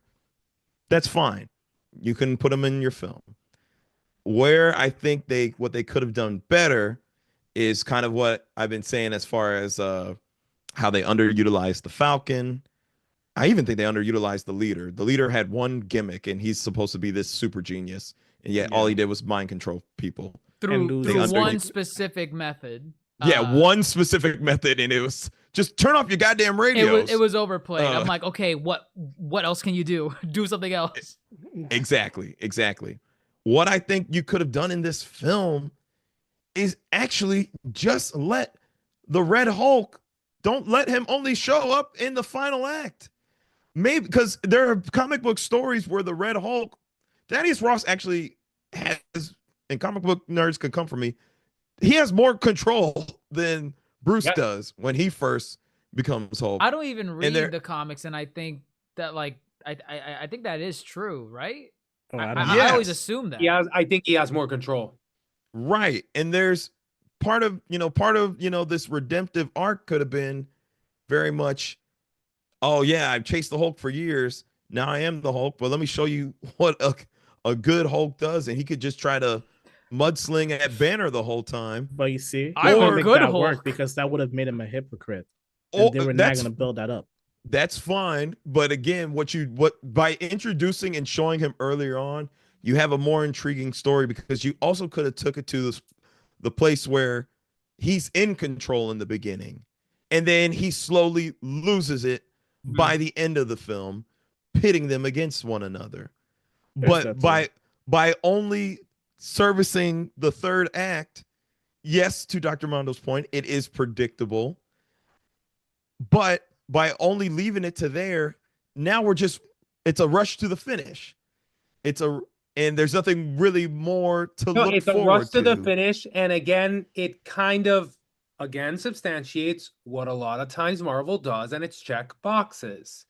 And like they said, oh, we need a really, really prominent comic book character to reel people into this movie. Yeah. What can we do? Red Hulk. Yeah, and they went with which again, hype. I think they picked Thaddeus first before they picked. But again, Red Hulk. they used Thaddeus, Red Hulk again. Boom. No, they picked Thaddeus because, again, to my point about they didn't want to just throw, oh, here's President William Johnson. Have fun. But you see, I want to say one thing. The issue with them, like Dr. Mundo mentioned before, is too predictable. That's all it is. If they had given this movie to James Gunn, he would have pulled out some third-rate villain that nobody heard of, and it would have been the favorite movie. The DCU is coming. Well, it's around the corner. I don't think that's a like a nod to predictability. That's a nod to just writing. James Gunn is just a really good writer, and that's the writing issue. Here. It's just not here. And but that's my issue. There should be a standard for those writers. It makes absolutely no sense that you have random shows, animated shows made by James Gunn that have better writing than this movie that would be cost 2 to 3 times the price. It makes no sense how you have an entire story and plotline built up, and we as average people are able to pierce it together like it was a piece of salami. It makes no sense. Like, for God's sake, like this movie is just full of holes. Like, I mean, it's again, I think it's just really bad writing. No, it like is one thing, that's my point. It is really bad writing, and it makes absolutely no sense that nobody in the writers' room sat down and say, "Yo, we introduced new elements or new metal. We didn't do anything about it. We introduced something dealing with Brave New World, but we introduced only 4 or 5 countries, not 4 countries, not including the US. Didn't take into account geography. We didn't take into account the other characters that are introduced. We just threw in characters into the movie without giving them backline. We created a villain that all he did was play music to control people. Yet when the hero figured out that the villain was using music to control people, he didn't warn any of the world leaders about it, which is why the airplane got hijacked in the middle of their flight. You know, he could have easily made a phone call, but hey, phone calls are too difficult. We pointed out to when he's like, it's the pills. I gotta go tell Sam, and he's like, "You're not telling anybody." Exactly. And then what does the leader literally go? He goes and tells Sam in the very next scene. I'm like, why'd you kill the soldier then? It's not only that. Think about it. The soldier was within watching distance of his entire team because they were doing a training down there. Yes. They never brought up again. Nobody saw it. The guy just appeared out of nowhere. He was convenient because he has teleportation powers. How did he know where they were? Again, there's like this movie, like the plot is lazy, the writing is lazy, the way they include characters, it's lazy. Again, they're just like checking boxes. And again, just like you're doing things without substantiating it. It's like, again, you're just fulfilling a quota or something. One thing I am gonna say, and like because we've been bashing it, one thing I did appreciate of this movie, and even though the CGI and all that like sucks in many different parts of the movie. Oh, the green screen is terrible. Absolutely terrible. I'm not gonna lie, I liked how Red Hulk looked.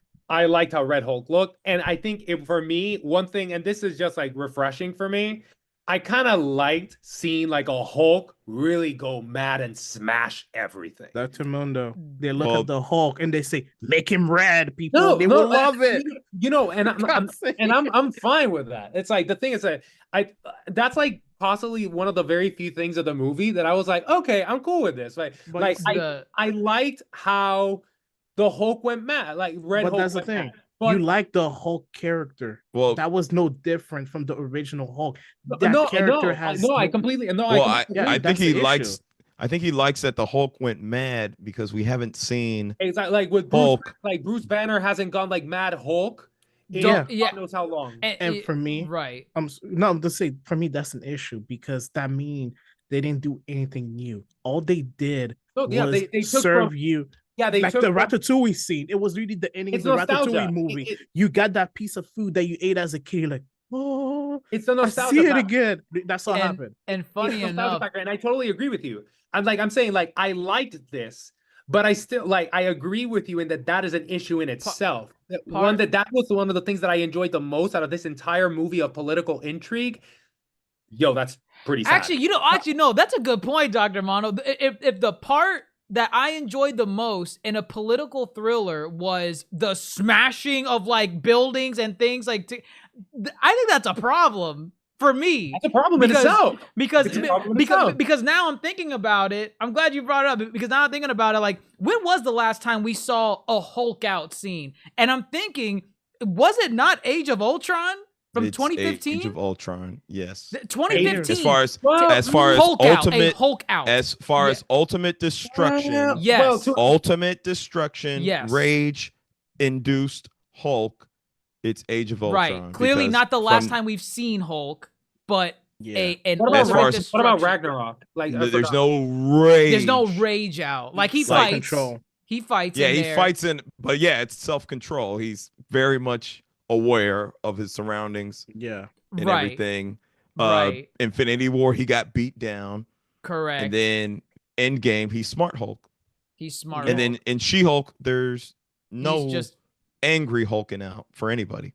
Right. Yeah, he's doing yoga or something now. And so, like, in enjoying this scene now, because I did enjoy the Hulk out bits. Like, they were really impressive with, Cap fighting him and everything. But now I'm thinking about it, I'm like, am I just enjoying it because I actually enjoyed what was on screen? Or is it because I have not seen this in a decade? I haven't seen this, and I just wanted more. I just wanted more of it. That's a lesson for Marvel. Then they should stop doing any political thriller because they tried it with the Kamala Khan show.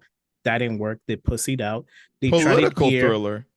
Yes, the entire movie tried to set up the Indian Pakistani. Oh yeah, separation. No, he's right. That was the entire thing. They kept bringing it up. It wasn't a thriller. It wasn't a thriller. Yeah, I want to call it a political thriller. No, not political, but I would say political ideology or political commentary. Political commentary. Yeah, political conflict. But that's the thing. Not thriller. I apologize. Political conflict. They should steer away from political conflict because it's obvious that the writer lack an understanding of any kind of worldwide geographical problem.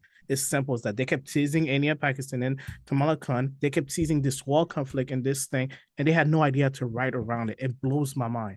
Like, all you have to do is pick up a history book and read it for 5 minutes and get a clue. Or hire a history consultant. They don't even need to do that. It's middle school history. It's middle school history. Anybody with a basic understanding of history should know how two different countries are going to interact with each other. And this movie shows that they have zero sense of that. How are you going to have a conflict between allies?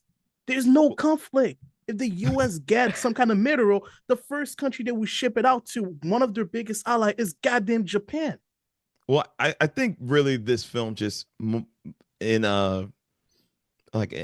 summary, it's just experiencing an identity crisis. They wanted to very much be the political thriller that was Winter Soldier, but they added more really fantastical comic book elements in this film that kind of would contradict that. And so, like Red Hulk, the leader, these are adamantium. These are more elements that Winter Soldier, Winter Soldier was definitely more of a grounded film. And so in doing so, the film is just kind of doing a tennis match back and forth between which one they rather be, a political thriller or a very fantastical comic book film. So I'm just going to say one thing, and I think this is very telling of where the MCU is right now.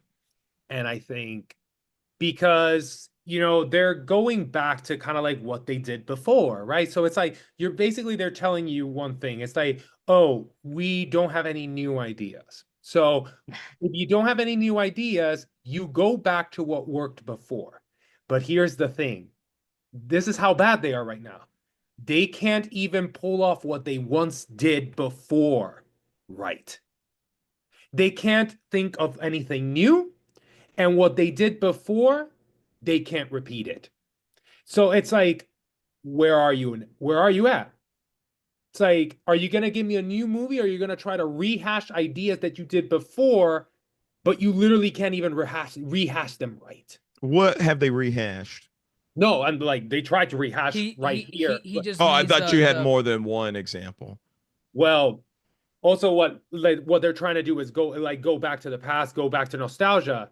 If we're talking about that, like I was looking for your examples. Russo brothers and like the Russo brothers and bringing back Robert Downey as Dr. Hold up, but that's not story. That's just creative team. Again, that's just actors.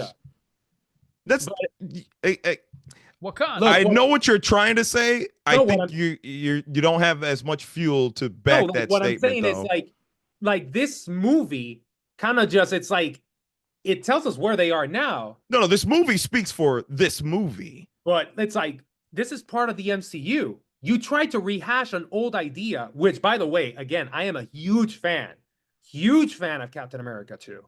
Like, it's my favorite.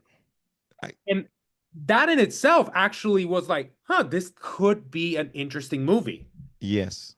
But it's like, you couldn't even rehash what you did right. You couldn't do it again. That's because the original writers don't exist anymore. They're they exist. Yeah. They exist. They're literally coming back for Doomsday. I'm willing to bet that these original writers or the original team of when Marvel was great have moved on. And you have a new group of people. They're coming back. But okay, he's talking about for this movie. He's talking about for this stuff right now. Yes. Oh, okay. That's what I mean. Like, this movie. Yeah, Lovely. that's what I mean. Like, the original writers are gone. We see it in almost every industry that have an old IP that is failing. You have the new generation of writers who, in my opinion, are not fan of the series that they're working with, which is why they're making so many mistakes.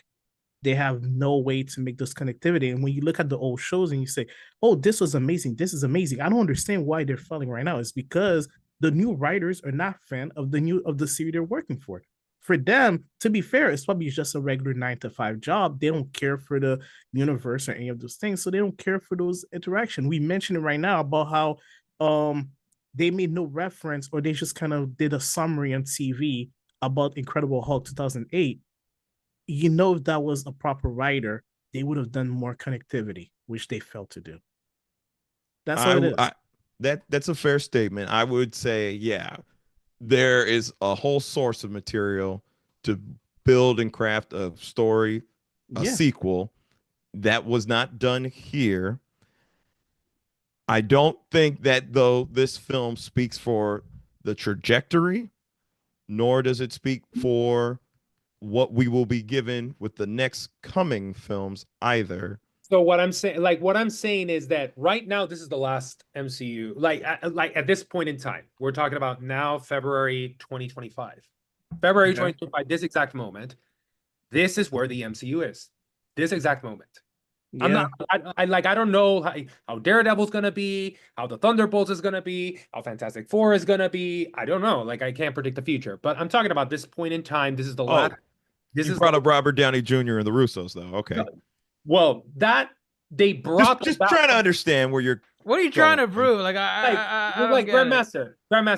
No, I'm glad you're focusing in on this. I'm glad. But what I'm telling you is that, like, they do bring nostalgia factor, bringing those back. I don't know. Maybe Doomsday is going to be an amazing movie. I don't know. I don't have a crystal ball. Still, I think it's a desperate move that they brought those 3 people back. But whatever. That's another conversation for another time.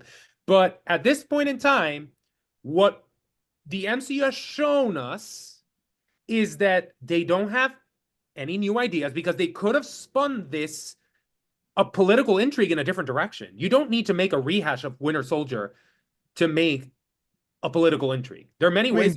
It wasn't. I mean, it's a Hulk and a Winter Soldier film. But whatever. You didn't have to try to make a carbon copy of Winter Soldier in the plot. That's the first thing. You didn't need to do that. They decided and elected to do that. So they don't have any new ideas. They didn't have a new idea here. And if you at least have something that you did well in the past, you're like, okay, man, like, this was great in the past. Let me just rehash this idea. They weren't even able to do that. They took it in a different direction. They weren't even able to do that. They, like, come on. It's like, this is Winter Soldier that they sprinkled in a couple of little elements of, like, they put a Hulk in or whatever. It was a mess, a clusterfuck. I'm aware. A Frankenstein. I'm aware. I am just, you're generalizing. But how am I, like, we've said throughout this entire pod all the elements that were. But you're making a statement about you're making a statement about the MCU. Well, I'm saying that, this is the last entry as of this moment, and it's kind of like, okay, this is where I'm at now. This is where I'm at now. I don't know where I'm going to be in a month. I'm talking about the now. This is the last thing I released. Where I am now at this exact moment, not where I'm going to be. It's like, and at this moment in time, it is very concerning that the MCU has, at least, like, they can't pull off an original idea and even previous ideas that they we have done well in the we past. did enjoy Agatha. You enjoyed Agatha. And Agatha, It was okay. It wasn't okay. bad. Like, but it was because the previous. I mean, it's an series, original idea. No, it wasn't. Not really. Like, it has a conversation. If you're gonna make generalizations, I need you to come with specifics because. Okay, Grandmaster, let's go with that. Like Agatha is not original. Agatha is not original. It's basically Wizard of. It's like another rendition of Wizard of Oz. But it's original within the MCU. Okay, no, but the issue is that it might be original within the MCU, but there's lack of new ideas coming out. That's what he's trying to say. Everything that you see is a rehash or reimagining of something old. What else is a rehash, please? Again, if you're gonna make generalizations, I need specifics. Even if you make specifics, he's still gonna disagree with you. But I mean, I know, no. I just, again, if we're gonna make generalizations, we need specifics. Like that's my whole problem. I'm gonna stick to this. If y'all are gonna say this stuff, please come with receipts. I'm gonna say this. This was a good filler movie. I didn't think it was a great Marvel movie. A movie by itself, it was good. It was somewhat interesting. It was pretty basic. It was a filler arc. Is it a great Marvel movie like the old one? No, I found it to be pretty boring without any imagination. That is it. Oh, I would even call it a great filler because another through line was we got to rebuild the Avengers. Based on this film, I don't know if Sam's the right one to rebuild. I like how that idea was even thrown around in the beginning of the movie, yet there's no inkling as to who would he even reboot the Avengers with? Yeah. Who's even up for consideration? Why? I mean, the fans could probably think of a handful, like maybe Young Avengers type of nonsense, but is Red Hulk a villain or a hero in the comic? I think he's like because half and he kind of half. flips. Okay, so I could see them making Red Hulk the new hero, and they're no. Bruce Banner is still on the table, but Red Hulk is going. Well, at least Red Hulk is going to be in the Thunderbolts, I think. Like, the Thunderbolts are named after but asterisk. Yeah, but like Thaddeus, it's like Thunderbolt Ross. Yeah, but Harrison Ford is slated for that movie. I mean, but I haven't heard any of that. But I wouldn't put it out of the realm of possibility. Comic book wise, the Thunderbolts were formed by him. But y'all mentioned the Young Avenger. Who are the kids? There are no kids. There's a lot of kids. There's a lot of kids. Yeah, I mean, apart from Kamala, you have Kate Bishop, Kamala Khan, America Chavez, Billy. Oh, I forgot about America Chavez. Yeah, there's you know what's her name from Ant-Man's daughter? Oh, her. Yeah. Thor's daughter. There's a lot of kids. There's a lot. You're right. Never mind. You're not take it back. Isaiah Bradley's grandson. He's still Isaiah kicking. Bradley? Wait, Toasty, come on. Yeah. Yeah, never mind. Okay. We didn't even talk about him too. They rehashed his whole plot line. Wait, his grandson, does he have the super soldier like ability? Is it I think comic wise, it was passed. Maybe but it has not been said as of anything. So it's probably dormant for now. Or he's probably gonna get it once his granddad dies. I think it's like the next quote unquote generation is there. And I think it's like one thing that I still don't understand. And like granted, you may be trying to build up and then like, all of them come together again, like a whole Avengers shebang or whatever. But it's like since Endgame, right? It's almost like 6 years or whatever. It's like all these young Avengers have been introduced, yet it's kind of like they're there. It's time to start playing. It's like they're there. And it's like nothing is going on. It's like, so okay, like come on. They need to give them their own tower, like in Teen Titans, and let them go. It's like, come on. It's like, am I wrong? Were you rather I say Codename Kids Next Door? I mean, I don't know what else they're gonna do with them. I don't know what else they're gonna do. I think it's like the only one of the young Avengers. Am I gonna say it like this, right? The young Avengers that has been in more than one project has been Kamala Khan. Kate Bishop showed up at correct me if I'm wrong. Kate Bishop showed up at the end of something. Oh, at the end of the Marvels. They also have the Iron Man girl. Ironheart. Yeah, Ironheart. Ironheart. Yeah. She's getting her own she's getting her show. show now. No, she should have just graduated from college at this one. It's been like 4 years. Yeah, young is a loose term. Kate Bishop's like she says it in the Marvels. She's in She's her like 20s, mid-20s. Yeah, she's like I'm 23 or something. Yeah. No, but you know what I mean with the Young Avengers thing. But I think it's like overall, it's like they're mostly there. They're mostly there. It's time to start playing. Yeah, it's like they're not doing anything. It's like, and that's like one thing that I think of these phases that has driven, I think, all of us, including you, Grandmaster.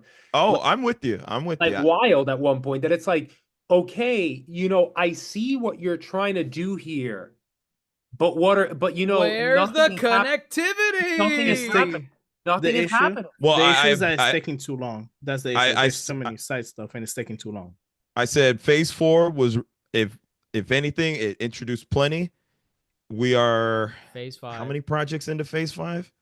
Since Ant-Man Quantumanium, we're a handful, and we have still not been given proper multiverse.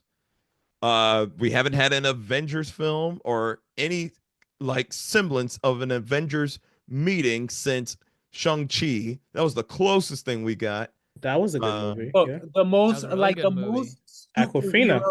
Look, the most superhero collaborations we've seen in the MCU since Endgame has been, to a certain degree, Guardians of the Galaxy, and Deadpool and Wolverine. Throw Shang-Chi in there. Shang-Chi was good.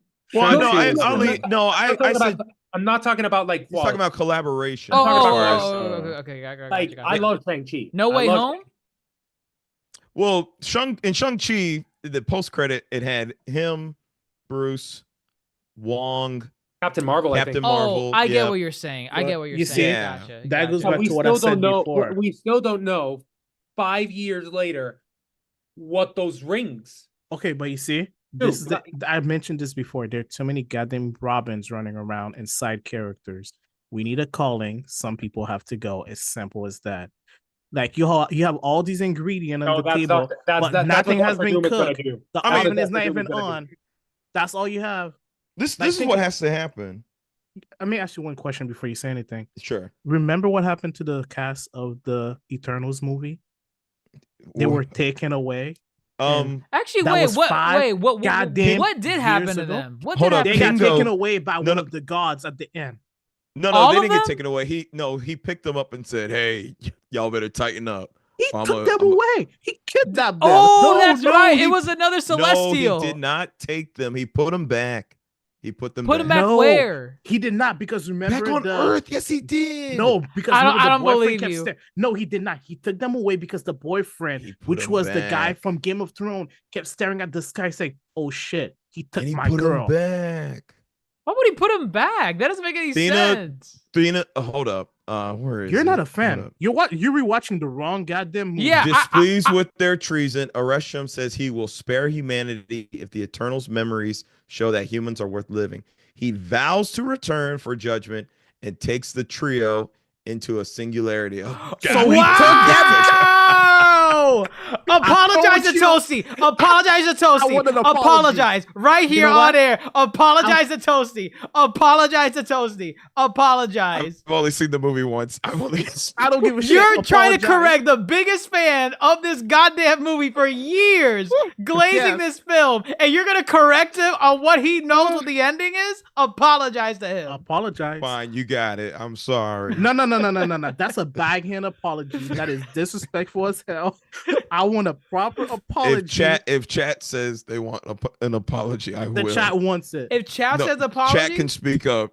Oh chat, my God. Should I apologize for my misconception of the ending of Eternals and the insult against me? Someone can't spell. Oh, look, apologize. Someone is saying it. Apologize to him. See, but you see. Okay, you're right. They're up in the air. They're up in the air. But that's my point. It's been 5 years, and remember, the multiverse takes time and our time also. So if 5 years pass in our life, 5 years has passed for them also, according to them. That was the rule established since the original Iron Man movie. So it's been 5 years. They're gone. And that's my issue. There are too many goddamn characters, so nothing is happening. Correct. There hasn't been set up. We said there's been no payoff. No, of course, there's been no payoff because nothing has happened. Like I mentioned, you have all these goddamn ingredients on the table, but the oven is not even on. Nothing is cooking. There is absolutely nothing. There is some wiggle room with like how much time passes in our reality versus the MCU because the snap was a time skip, like I don't know, 5-6 years, whatever. So, but right now, we are currently, I think, in the same year as the MCU films come out. I think. I mean, honestly, I don't know. I have no idea. Nor do I care. No, but I don't care. But for me, I like it because it gives you an idea of how much time has passed in between movies, and that's my word with some of the characters they're introducing. Y'all mentioned America Chavez. Forgot about her. Y'all mentioned Kate Bishop. I don't give a shit about Kate Bishop. She's useless. In a world of superhero, we don't need normies. Go back to your regular you're telling 9-to-5 jobs. What are you gonna do shooting a goddamn arrow at a celestial beam? Like, you're telling me you don't like Robin from Teen Titans? Is that what you're saying? Robin from Teen Titans was able to punch Cinder Block and throw him over his shoulder. He obviously had some superhero serum in his body. But Kate Bishop with her goddamn arrow should be at the goddamn Olympic doing something beneficial instead of doing what the hell she's doing right now. Let her be. But you see, that's my issue. Think about it. Kamala Khan, gone. Miss Marvel, who was hyped up in the original movies, gone. Nothing's going on. You have for God's sake, this is a universe where there are aliens that have landed on the planet. It's been at this point 10 years, and there have been no sign of humanity trying to explore space. It makes absolutely no sense. Well, we saw it in the Marvels. They have sword. No. I'm talking about the world countries. The world countries, since the timeline and the gap, they should have immediately tried to set up some kind of defense system because they were invaded not once, twice. First time, they only landed in New York. Both times. That is the world. America. What about the snap? The snap affected the whole world. New York and Wakanda. Those are the only two spots. There we go. Yeah. They've been invaded twice. Yet there's been no show of them preparing for this. Those are a little trinket of stuff that they could have used to build up a proper movie if they didn't introduce all these goddamn side characters. I bet none of y'all can name all these goddamn side characters. We just did. America Chavez. Really? Can you? Because you didn't even remember what happened to the cast of Eternals. I can name them, though. I can name them. Really? You sure? Because according to you, they were just put back to Earth. The Celestial Being just said, you know what? I took you, but hey, guys. I could have sworn he put them back. No, I remember this. Why would he put his toys back in the toy box? I'm not even joking. I've seen this movie multiple times. But I'm probably gonna watch it tonight. You do need to watch it because that movie, the action and fight scene were something special. Should have been a series. Listen to what you're saying. Doomsday and Secret Wars better have every single fucking character in those films. I'm just gonna say they better have like every freaking character under the sun. Everybody. And they have to be epic. Though, like, one, because honestly, like Secret Wars is one of like the biggest like arcs in the comic books. Like, I'm generally concerned the roster is too big. No, it is too big. Think about it. Just the Guardian of the Galaxy have an entire new squad they introduced also in their movie that we really haven't seen them fight together. Mind you, I don't care about them. The new squad. I don't care about them, but my point is that James Gunn, because James Gunn is not going to be with the future Guardians. It's kind of like Guardians is always going to be James Gunn's baby. You see, that's the thing. It doesn't matter because the point at the end of the day is there's so many characters that they have to appear in the other shows and nothing has been done. Y'all mentioned all these side characters. I forgot about America Chavez. I can't tell you when that show came out. Like, when did it come out? None of us know. 2022, that was 2022 was 3 years ago. It must be 10 years ago. It was. In movie watching time. This is absolutely ridiculous. The payoff is not there. Yeah. The payoff is not there, and that's my issue. Too many characters, and I'm hoping Secret Wars and Doomsday leads to half of them going away. That's it.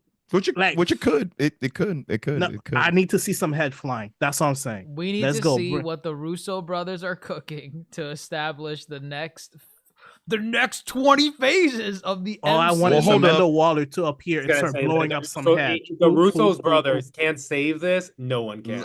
Let me throw this name. Stephen McFeely.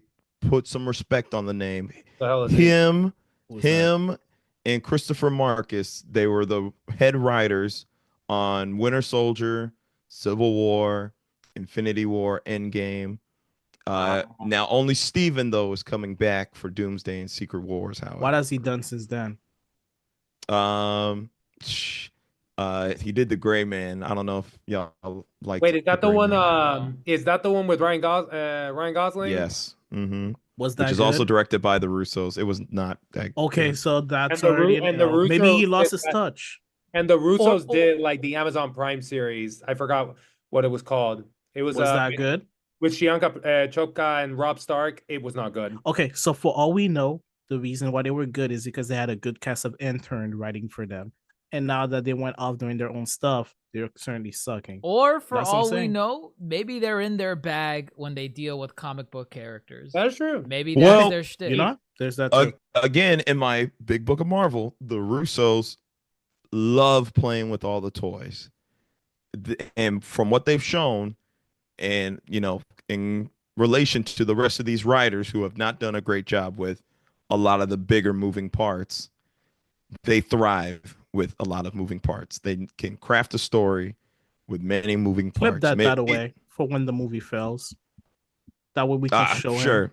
him. Yeah, absolutely. It'll be a first. It'll be a first. Listen, absolutely.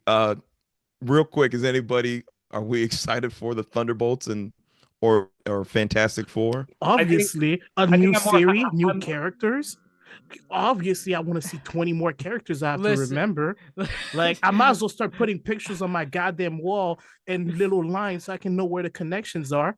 Like, for God's sake, you could get a shirt that says it's clobbering time. Out of all the Marvel projects for 2025, even before this film came out, because I knew this one was going to be bad.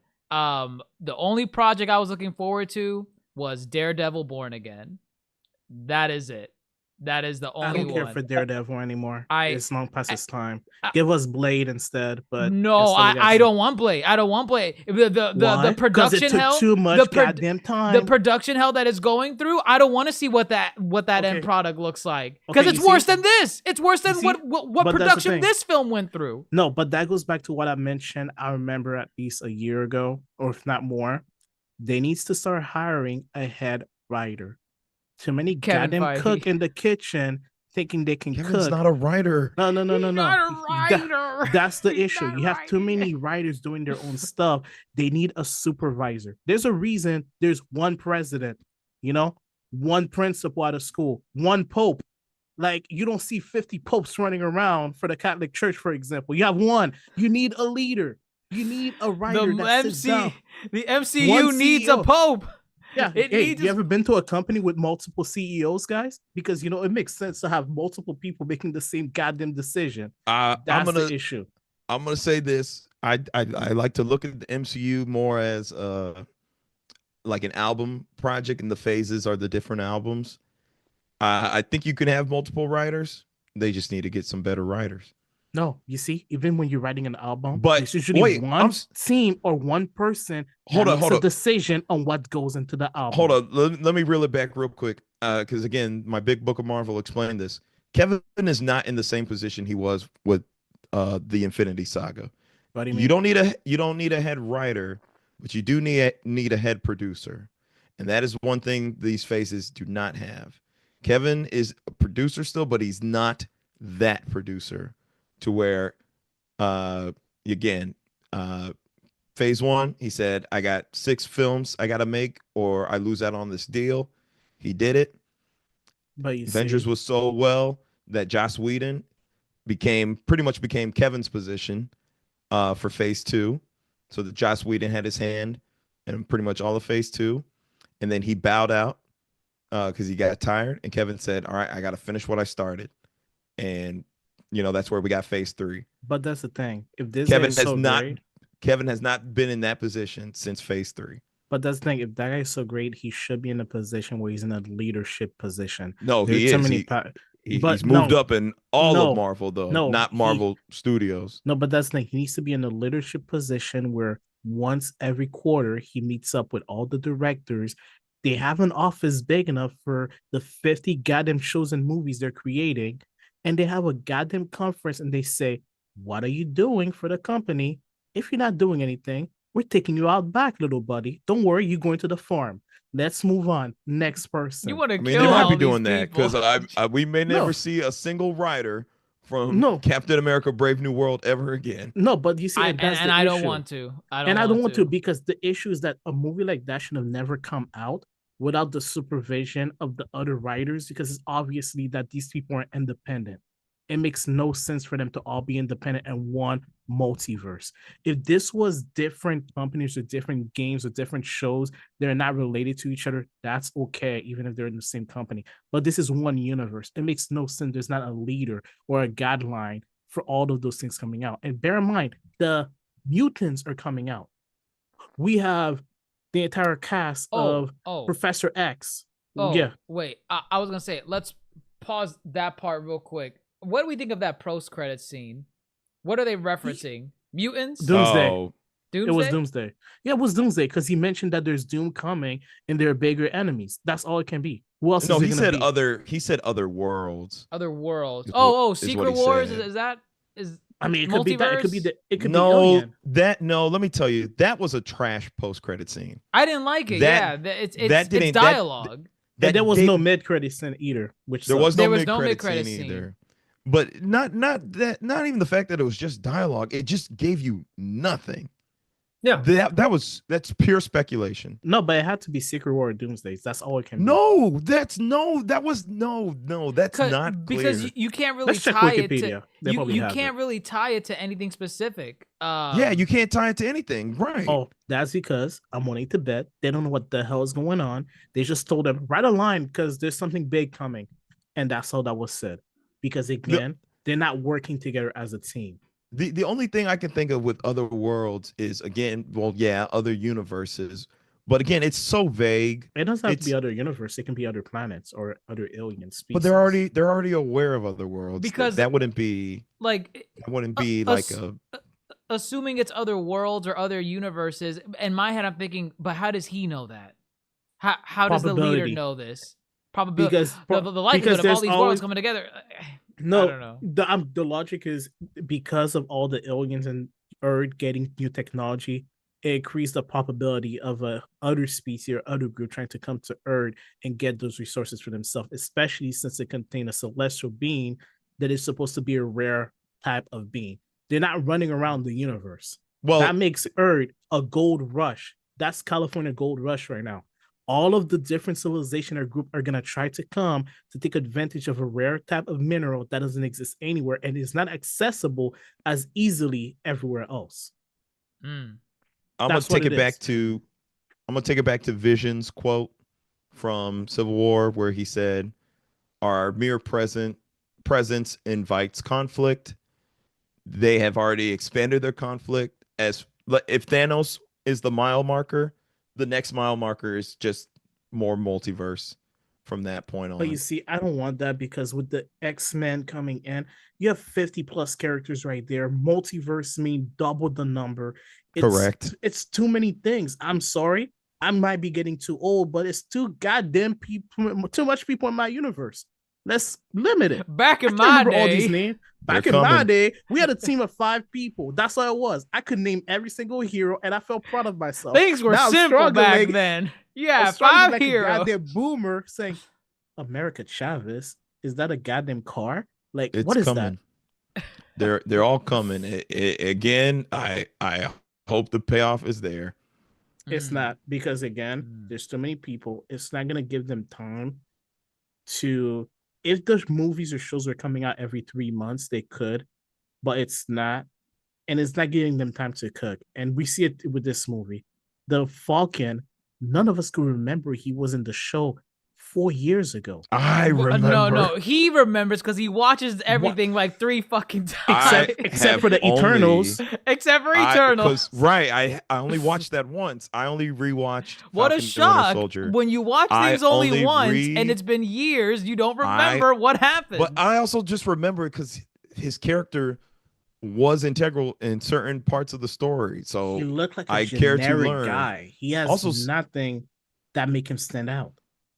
He did. He was in the show. He was a fanboy. That's what he was. But I don't remember what we were talking about at this point.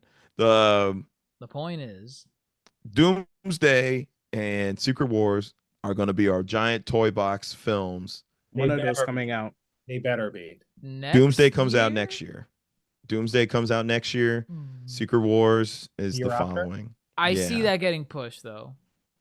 Getting pushed. It could. Yeah. I mean, we'll see. It just feels so soon to have something that grandiose.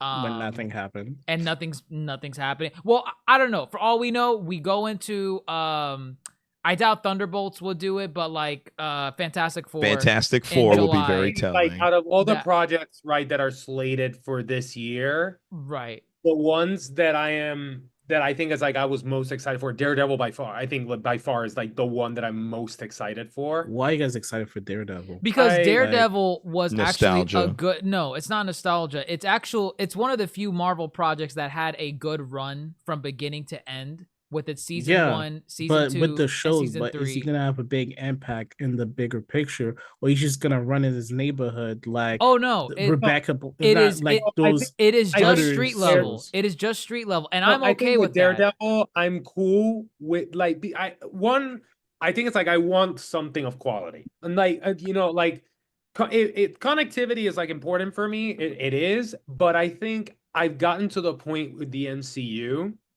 that I'm just like, if you give me like a really freaking solid series, that it doesn't need to be like echoing or just connecting every loose thread in the entire MCU. I'm cool. Example, Moon Knight. Like Moon Knight. That's another one that's gone. No, but like Moon Knight, it happens kind of its own little bubble, but goddamn, is it good? And I'm like, and I loved it. But I think that's what I'm getting at. That's why I'm excited for Daredevil. But you see, my issues still stand. Oh no! They have no impact in the universe. I agree with what you're saying. It's like the grand scheme of things. It's fine. It's poor storytelling. In the grand scheme of things of the MCU, it's poor storytelling. I agree with you completely. There are too many cooks in the kitchen. There are too many characters, and you don't know how to put all these moving parts together. Yeah. I'm just saying, like, why I'm excited for Daredevil. I might watch it. Fantastic Four is the one that I'm like, I have a little bit of like hope. Hesitation, yeah. Even though, which one? I'm not gonna lie, the thing. Fantastic Four. Oh.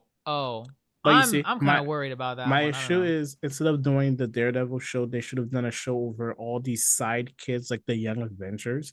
That would have been a good show to set up the real Avenger movie coming out next year.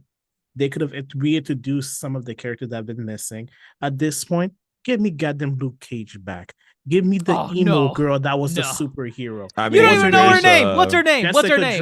Jessica Jones? Well, yes. Jessica Jones. Maybe, you know what? Give me Iron Fist back. Because I know. Why do you want all these people before Daredevil? Why do you want all of them first? Maybe you should watch Daredevil, because Daredevil is already shaping up to be a continuation of Daredevil 1, but 2, you know what? That is the perfect opportunity to refold in Grandmaster all the Netflix characters that you're mentioning. I'm gonna do you a favor then. Next week, I'm gonna be there for the Spider-Man episode because I was gonna be there yesterday. Mm-hmm. I'm gonna watch Daredevil.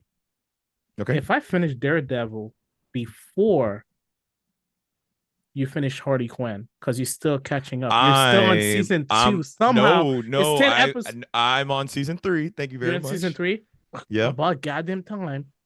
Let me see if I'm gonna finish Daredevil before you finish Harley Quinn. Sure. I don't know, Tozy. That's a lot of episodes of Daredevil. It's really not. I watch it during work. That's okay. I'm not doing anything at work. No, I mean, like I'm back. I'm like here, and then I'm here. Oh, don't worry. And you will be questioned over part of the show to make sure that it's not just that's fine. I'm still following. It's easy to follow. Justice for Kite Man. Fantastic Four, I'm telling you, is going, since it being the last film for 2025. And Wait, is the I guess last film? For Yeah, because there's like 2025 hopefully what's coming of out are Marvel. series. No, we're only getting one movie this year. 3. 2 more movies. We Three get More movies, Thunderbolts and and Fantastic. Fantastic I Four. thought Thunderbolt was a show, even though I saw the commercial. Okay, that's it. Thunderbolt and Fantastic As far as Four? films go, yeah. I mean, that's The rest of it are series. That's part of the course for MCU. Even in its saturated days, it's like 3 movies a year. I mean, yeah, but I don't know. I expected something more hyped. Like, well, again, care. Fantastic Fantastic Four Four. should open up But Fantastic Four is the end of the year, right? No, No, it's July. July. What about Thunderbolt? It's May. in May. So after July, we have nothing for the rest of the year. Thank God. We got shows, I think. I don't Just know shows. about shows. Yeah, I I'm think pretty it's sure it's shows. like Wonder Man. I think Ironheart. Oh, technically, Wonder Man? Yeah, What Wonder the hell Man. is a Wonder Man? Oh, please. What's a Wonder Man? Listen, we'll tell you about it afterwards. We'll tell you Yeah, about it you know after what, the yeah. pod. Let's follow this up on the Spider-Man finale. How about that? Oh, actually, geez, I think we're done in June. No, July. Thank God. Because Ironheart comes out in June. Oh wow. Ironheart comes out Yeah. in June? Yeah. Oh, God, hell no. Absolutely not. We're back in our peak Marvel saturation phase. Oh, no. That's too much content. Consume all Again, content. these were the last projects before what's his name came back. Before the Iger Iger Initiative. Initiative. Do they have an Correct. encyclopedia I can read for old people like me so I can not get lost? I feel like Nah. a boomer trying to work a TV remote with 50 buttons. I don't know what's going on anymore. Consume all Marvel products. Yeah. Just best of luck. Literally, just turn on Disney Plus. Consume all Marvel products on Disney Plus. That is how you These catch bastards up. keep increasing the price. That That's is the funny. name of the game. Oh, Well- okay. Well, actually, Fantastic Four is actually Phase 6. What? Yeah. When does Phase Look at 5 that. end? When did Phase 5 end? Thunderbolts. Thunderbolts. Thunder. No, it would be Ironheart would be the last. Oh. Phase But 5. Ironheart is in June, right? Ironheart's in June. And that's a What a show. way! What a way to end a phase, like a phase. Yeah. So no big movie, nothing. No big movie. It's I basically, mean, what the you're. Thunderbolts is essentially your big movie. But it's ending with Ironheart. Like that's like ending That's- like Right. I mean, who That doesn't make knows? sense. Ironheart might be game changing. Who knows? It has to be like it's doesn't gonna look be a easy. genius girl that has Iron Man like level and intellect intact.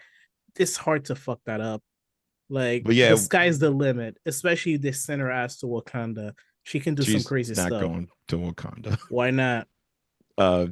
She's just not, unless it is She's an not smart episode. enough. Unless it is a singular episode, I don't think Why she's. not?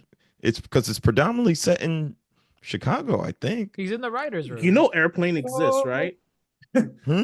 Airplanes exist. She Yeah, can fly, I But get it. Toasty, he's in the writer's room. He knows get that it. she's not going to Wakanda. He didn't put that in the script. Again, unless it's like one episode, I don't think she's going to Wakanda. I mean, we don't need more than one episode. We just need her to go somewhere where she's able to access the tech. Because if I remember Ironheart, she got her money from Iron Man, and this man kicked the bucket.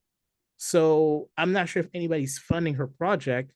So it's either they're gonna have a show where at the beginning she realized she ran out of money and she's trying to get aid, or she's gonna like. oh, you're Yeah. so invested. I guess you got to tune in June. Yes, I will be there. I will be there. Good. We will all be there. Yeah, like, but I hope like they Uh, upgrade her kit. Like in the movie, she made Well, they stuff took. in Well, her... they took back the suit. So No, even if they took her suit, she was building like stuff in her garage in the second or third movie. yeah, the she Iron was Man movie. building stuff in her garage. And like I'm assuming at this point she's out of school, she's either gonna have more intelligence or more a job or some kind of. I hope she has some kind of disposable income to create crazier stuff. Because I'm assuming she's the new Iron Man. We'll find out when Ironheart comes in June. Yeah. June. Final thoughts on Brave New World score-wise. I'll start off. I was at a 5 before coming to this pod out of 10. I'm at a 4. I mean, it's obviously out of 10. What other rating were you gonna make? Could have been out of 5. 12? Maybe you thought I thought it was a perfect movie. 5 out of 5. Bam. Oh, you know what? So out of 10, I was out of 5. I'm a 4 now. Sometimes this happens during the pod where my opinion maybe makes it a higher score. I stay the same or I get lower. Talking about it now out loud, it's a 4. It's a 4 for me. I can go next. I want my apology, Grandmaster. I'm still waiting. You thought I forgot. It might be late, but I still remember. I apologize, Toasty. I was incorrect about the ending of Eternals. I've only watched it once. I was wrong to question you, who I know to be the biggest fan of the Eternals there is. Thank you. So I stand corrected. End up glazing. Thank you. That was a mature apology. Yes, I accept the apology as the better man. Okay. For rating, I'll give it a 5. Like I said before, it wasn't. I feel like it was a good filler arc. That's how it is. I view it as a filler arc to better movies that are going to come down the road. It could have done better because it had the opportunity to do better, but we'll see what they're going to do with it. A solid 5 out of 10. It's a failing grade for me.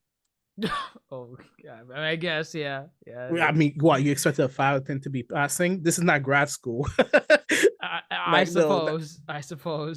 I give it a 4.5 out of 10. Like I was at decimals. That's fancy. I was at I think I was at a 5.5 before, and now I'm at a 4.5. I think it's like this movie had potential. It's definitely too many moving parts going in way too many directions. There's no uniformity. There's no real good storytelling here. Characters are just shoehorned in. There are a lot of just like check boxes. Yeah. This doesn't even know what the hell it wants to be. It's unoriginal. And kind of like what I said, it's like it's kind of jarring and disappointing and concerning when the thing that I enjoyed the most in the movie was seeing a Hulk smash, and the movie is supposed to be a political intrigue movie. So it's like that's pretty concerning. So that's I'll leave it. Let's go, Grandmaster. Get it over with. 8 out of 10? Yeah, what are you waiting for? Come on. No, I would not accept, as far as positive ratings go, I would not accept anything higher than a 6. And I don't, for negative ratings, I don't think I would accept anything lower than a 4. Similarly, it mostly for me, it's just a very disappointing film. Sad to see kind of, just the fumble here, major fumble in terms of story, characters, and just overall, even we've seen bad Marvel movies have better post-credit scenes. So, but I will say I still enjoyed Harrison. There were parts of Anthony that I enjoyed. Really, it's those two that did the film for me. I enjoyed them more than anything else. I did enjoy the third act, more than any other act. But yeah, ultimately, studio interference, that's a real thing still. I thought we had less of that with the Marvel. But nope, it seems to be a continuing problem here in Phase 4 and throughout. So I guess I walked out saying it's a 6. It's probably a 5. I don't care to rewatch this film, to be honest. Okay. Wow. Dr. J, do me a favor. I'm sorry. Go ahead. Yeah. No. You need to go back. You're right. You need to go back and double check his rating for Eternals. That's all I want to say. I still haven't rewatched Eternals. But you gave it an original rating. You gave it a rating. I can't remember what I gave it. Doesn't matter what you remember. All I'm saying is, I'm pretty sure it was like a 6. I know it sounded like it was. I would probably say I enjoyed Eternals more than this film. You should buy a DVD, the DVD for Eternals, so you can rewatch it. No, thank you. I might do that actually as a reward for what happened. Let me do that right now. I know there's a steelbook version. Not for me, please. That's for you. Take that home. No, obviously it's for me. Oh, thank God. Yeah, no, you don't gifts deserve for that. you. That's for higher intellect. I sure don't. But if anything, if I could wrap it up too, I'll say this. Dr. Mondo will love this. It's getting really hard to defend the MCU. It's getting really hard. Yo, he folded. Yo, Dr. Mondo's busting right now. I won. Oh man! I said it's getting hard. I didn't say it was. No, that's all he needed. No. That's all he needed. No, I'm just Clip saying. it, save all it. The, That's like all all we these need. battles, and like you're like, ha! I won this battle, and I'm just patiently in the side. It's like it's fine. Did you see my shirt? Look what I bought. It's like I will win the war. You should be ashamed of that shirt. It's like all these battles, all these pods in which you come out just like emboldened in your defense. It's like I won this battle. I'm like in the background. I will win the war. I have won the war. The war is not over. Dr. Mondo, all these projects. Folded. Dr. Mondo, Mondo, you down. That's all that matters. Dr. Mondo's been prescribing you medicine for a long time, and you were reluctantly ingesting that medicine every pod. You're like, I don't like this. I hate this. But now that you're feeling the effects, you're like, I'm starting to feel better. Well, it's simply because, as I tried not to do, I came into this movie with expectations, and I think that was rightfully so to come in with expectations. Yes, Oh my yes, God. 4K DVD box set, very nice. Steelbook, $50. Sure. There's one left. I'm adding it to my wish list for when it doesn't sell. Nobody else is buying it anyway. You better get it. They don't understand it. But yeah, I came in with expectations for this one, and they were high key not met at all. It's you didn't very come in with saddening. expectation. You came in with hope, and that hope was crushed. Listen. Look here. I want to see my African American heroes have good movies. Okay, You mean like the black men in Eternal? I need my black superheroes to have good movies, not this. Like in How Eternals? dare they? During Black History Month too. How dare they? Eternals are twice the amount of black people. That's double the support it should have received from you. It got nothing. Yeah, that's what I'm saying. The point is, on Black History Month, this is very sad. This is very sad because I know some people are gonna take this and they're gonna take it to an extreme. See, It's gonna be us. They're gonna say, see, it should have been Steve. It should have been John Walker. You're no Steve Rogers. Don't worry. Every morning, I'm gonna make sure to send a text. Hey, it should have been Steve. Don't worry. Oh my God. Sanji in the chat had a really good theater because I don't think anybody clapped in ours. No one. Oh no, mine was empty. I'm not kidding. I don't know if it was the time I went to or if because it was the 3D movie. It was empty. Like I could have literally sat anywhere I wanted to. Oh no! Dr. Like, Mondo, how was your theater? Because how was yours? Mine was pretty empty. Really? Yeah, I'm not joking. It was completely empty. I mean, because he's in a metropolitan area, so I'm like, I thought his would be packed. So granted, it's like there were a lot of different time slots. Yeah. So my theater, like at least like my room, like was like one of the smaller ones. But either way, it was pretty empty. At least mine. I don't know if maybe like the one like the time slots that came after or that came like slightly before mine were a little bit more full. But yeah, it was pretty empty. Yeah, it was pretty empty. It was sad. So this, granted, like I don't know, we'll see how it shapes up like in the weekend, but we'll see. I don't think that this movie's gonna do great in the box office. I think it's. Don't worry, Grandmaster's gonna rewatch it 10 times. He says he doesn't want to watch it. He doesn't want to rewatch it. You're not. I'm not. Please, I already know you already bought your ticket for tomorrow. It's Friday. You're gonna walk by You're right. I am. You caught me. You're gonna drive by the movie theater and be like, you know what? I need to give this a second watch. Just do it. No, I know you want to. I really only do second watches for movies I'm quite divided about. But this film, I really don't think I need a second opinion because I'll just be saddened again. Your score will get lower. It might. It probably would because then I'm gonna really be because I'm really gonna be picking it apart. That means you're not sure of your opinion yet. You need to watch it again. You Mm. feel divided right now. I'm fine, but I do. This movie will definitely get its money back. I think it's on track to do well. Like at least been this one weekend. day. Do they have like the numbers? It's probably just track. not going to. It's on track. It's not going to cross a bill. Right. You know? Right. Yeah. It's like their last Black History Month film. Yeah. Which one? There's a reason why. Black Panther. Oh no! I was gonna say there's a reason why they showcase Red Hulk in the trailers. It's to get people in the seats, and I think for casual movie audiences, that those trailers alone are gonna get people in. Yeah, seats. they trick people. Yeah, whether the film is good or bad, I think financially it's probably gonna do well enough. But I don't see it crossing a bill. It could, but I doubt it. I mean, it could, especially when it get released overseas. You never know. Yeah, that's really domestic. I'm worried about its domestic box office, but yeah, overseas is what's gonna take it over. China is gonna eat this up.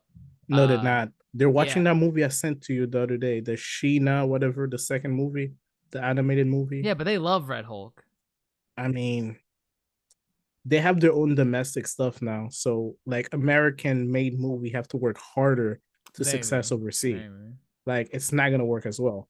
And, I mean, not to say anything about Asian society, we all see what they do when there's a black person on a poster. They tend to disappear or become smaller. That's what I'm saying. I mean, we'll see. We'll see. I'll see. But what, folks can catch us next week for the Friendly Neighborhood Spider-Man? Catch us next week for Friendly Neighborhood Spider-Man. I never thought I would say this. I think I'm enjoying that series more than I considered. Which, I mean, hey, still sucks. Your ass better show up next week then. I will. I will correct it. I will I will. I have so many criticism of this show. Please bring it next week because bring it next week. No, I meant to be there the last 2 weeks, but I had let you guys make a fool of yourself first so I can come and correct the mistake that y'all were making. That's fine. We'll see you next week. We'll see. I'll be there. We'll see you next week. But there you have it, folks. We're going to actually end the poll here in the chat that we have on live stream. If you're listening to us live, the question was, if I can pull it up right here. I don't see it. I thought it ended. I thought I pulled it up. No, it's not coming up. Oh, well. Just check the chat itself. Oh, there it is. Oh, no, I see it right here. Now I see it. Up. 18 votes. Out of 18 votes, the question was, how did you like Captain America Brave New World? 38% didn't see it. 27% loved it. 22% thought it was eh. And 11% thought it was straight ass. Well, your opinions have been heard. Your opinions have been heard. Go see. I don't know why y'all watching a stream about the movie if you haven't seen it. Because they know it's gonna be garbage. Oh yeah, they don't want to spend money on it. They don't want to spend money exactly. On it. They were smart enough not to spend money, and they value our opinion and to go to the movie theater. Yes, correct. They value our opinion. Our opinion. They're like, let's see what the Yonko table has to say about this movie. I don't want to see it. But let this be known that this was the pod. This was finally the pod in which Grandmaster admitted we broke him. It's all. I'm it's perfectly all fine. There. I'm perfectly fine. You're like Kaiba in that Yu-Gi-Oh match where Yugi mind breaks him. Sure. Please watch tonight when he goes to sleep. The Mickey Mouse toy he's gonna have in his bedroom. We're gonna speak to him like the Green Goblin mask. Grandmaster, what did you do? I'm back. I know you have a Mickey Mouse toy. I don't have any Mickey Mouse related. No. You have a Mickey Mouse or Marvel toy somewhere in that house. It's gonna be like this. Grandmaster, why? Why did you do this, Grandmaster? It's gonna be the T-shirt. It's gonna hallucinate in the middle of the night. Why did you betray me? Why? Oh my god. That's will fine. cry. That's Yeah. all right. All right. All right, folks. We'll end it there. There's our thoughts on Captain America, Brave New World. Let us know what you think down in the comments below, wherever you're listening to us on, whether it be Apple Podcasts, YouTube, Spotify, Twitter, Instagram, TikTok, at the Yonko Table. If you want to see us live, check out Dr. Jace Attorney. And if you guys were live here in the chat, Sanji, David, Alex, thank you guys so much for tuning in. Eddie. Sure Eddie as well. I see you there, Eddie. Thank you for everyone in the chat. Eddie. You guys were pretty vocal, pretty vocal this time, letting us know your thoughts. So always appreciate it, guys. Always appreciate it. Tune in next week for Your Friendly Neighborhood Spider-Man, the finale. We're gonna tear it apart. Yeah, next week. Yeah, the final batch of episodes. It's only episode 9 and 10 next week. So yeah, we'll catch you on that next one. I am your Yonko host, Dr. Jace Attorney, fellow Yonko Grandmaster Hoop, and Supernova's Toasty and Dr. Mondo, as Grandmaster Hoop loves to do these goddamn things every time. How do you want to end it? Go ahead. I'll leave it to you. Jeez. Oh, jeez. Oh, man. How's that Mr. Blue song go? Oh, I don't even know. It's a blue song. Okay, how about let's just say how it's Captain America, right? I'm proud to be an American. At least I know I'm free. No, you know what? Just say it loud. I'm black and I'm proud. Only half of us are black. Oh, well, it's black Captain America, so. That's fair. Screw them. Because I'm black, y'all. Because I'm black, y'all. And I'm blackity, black, y'all.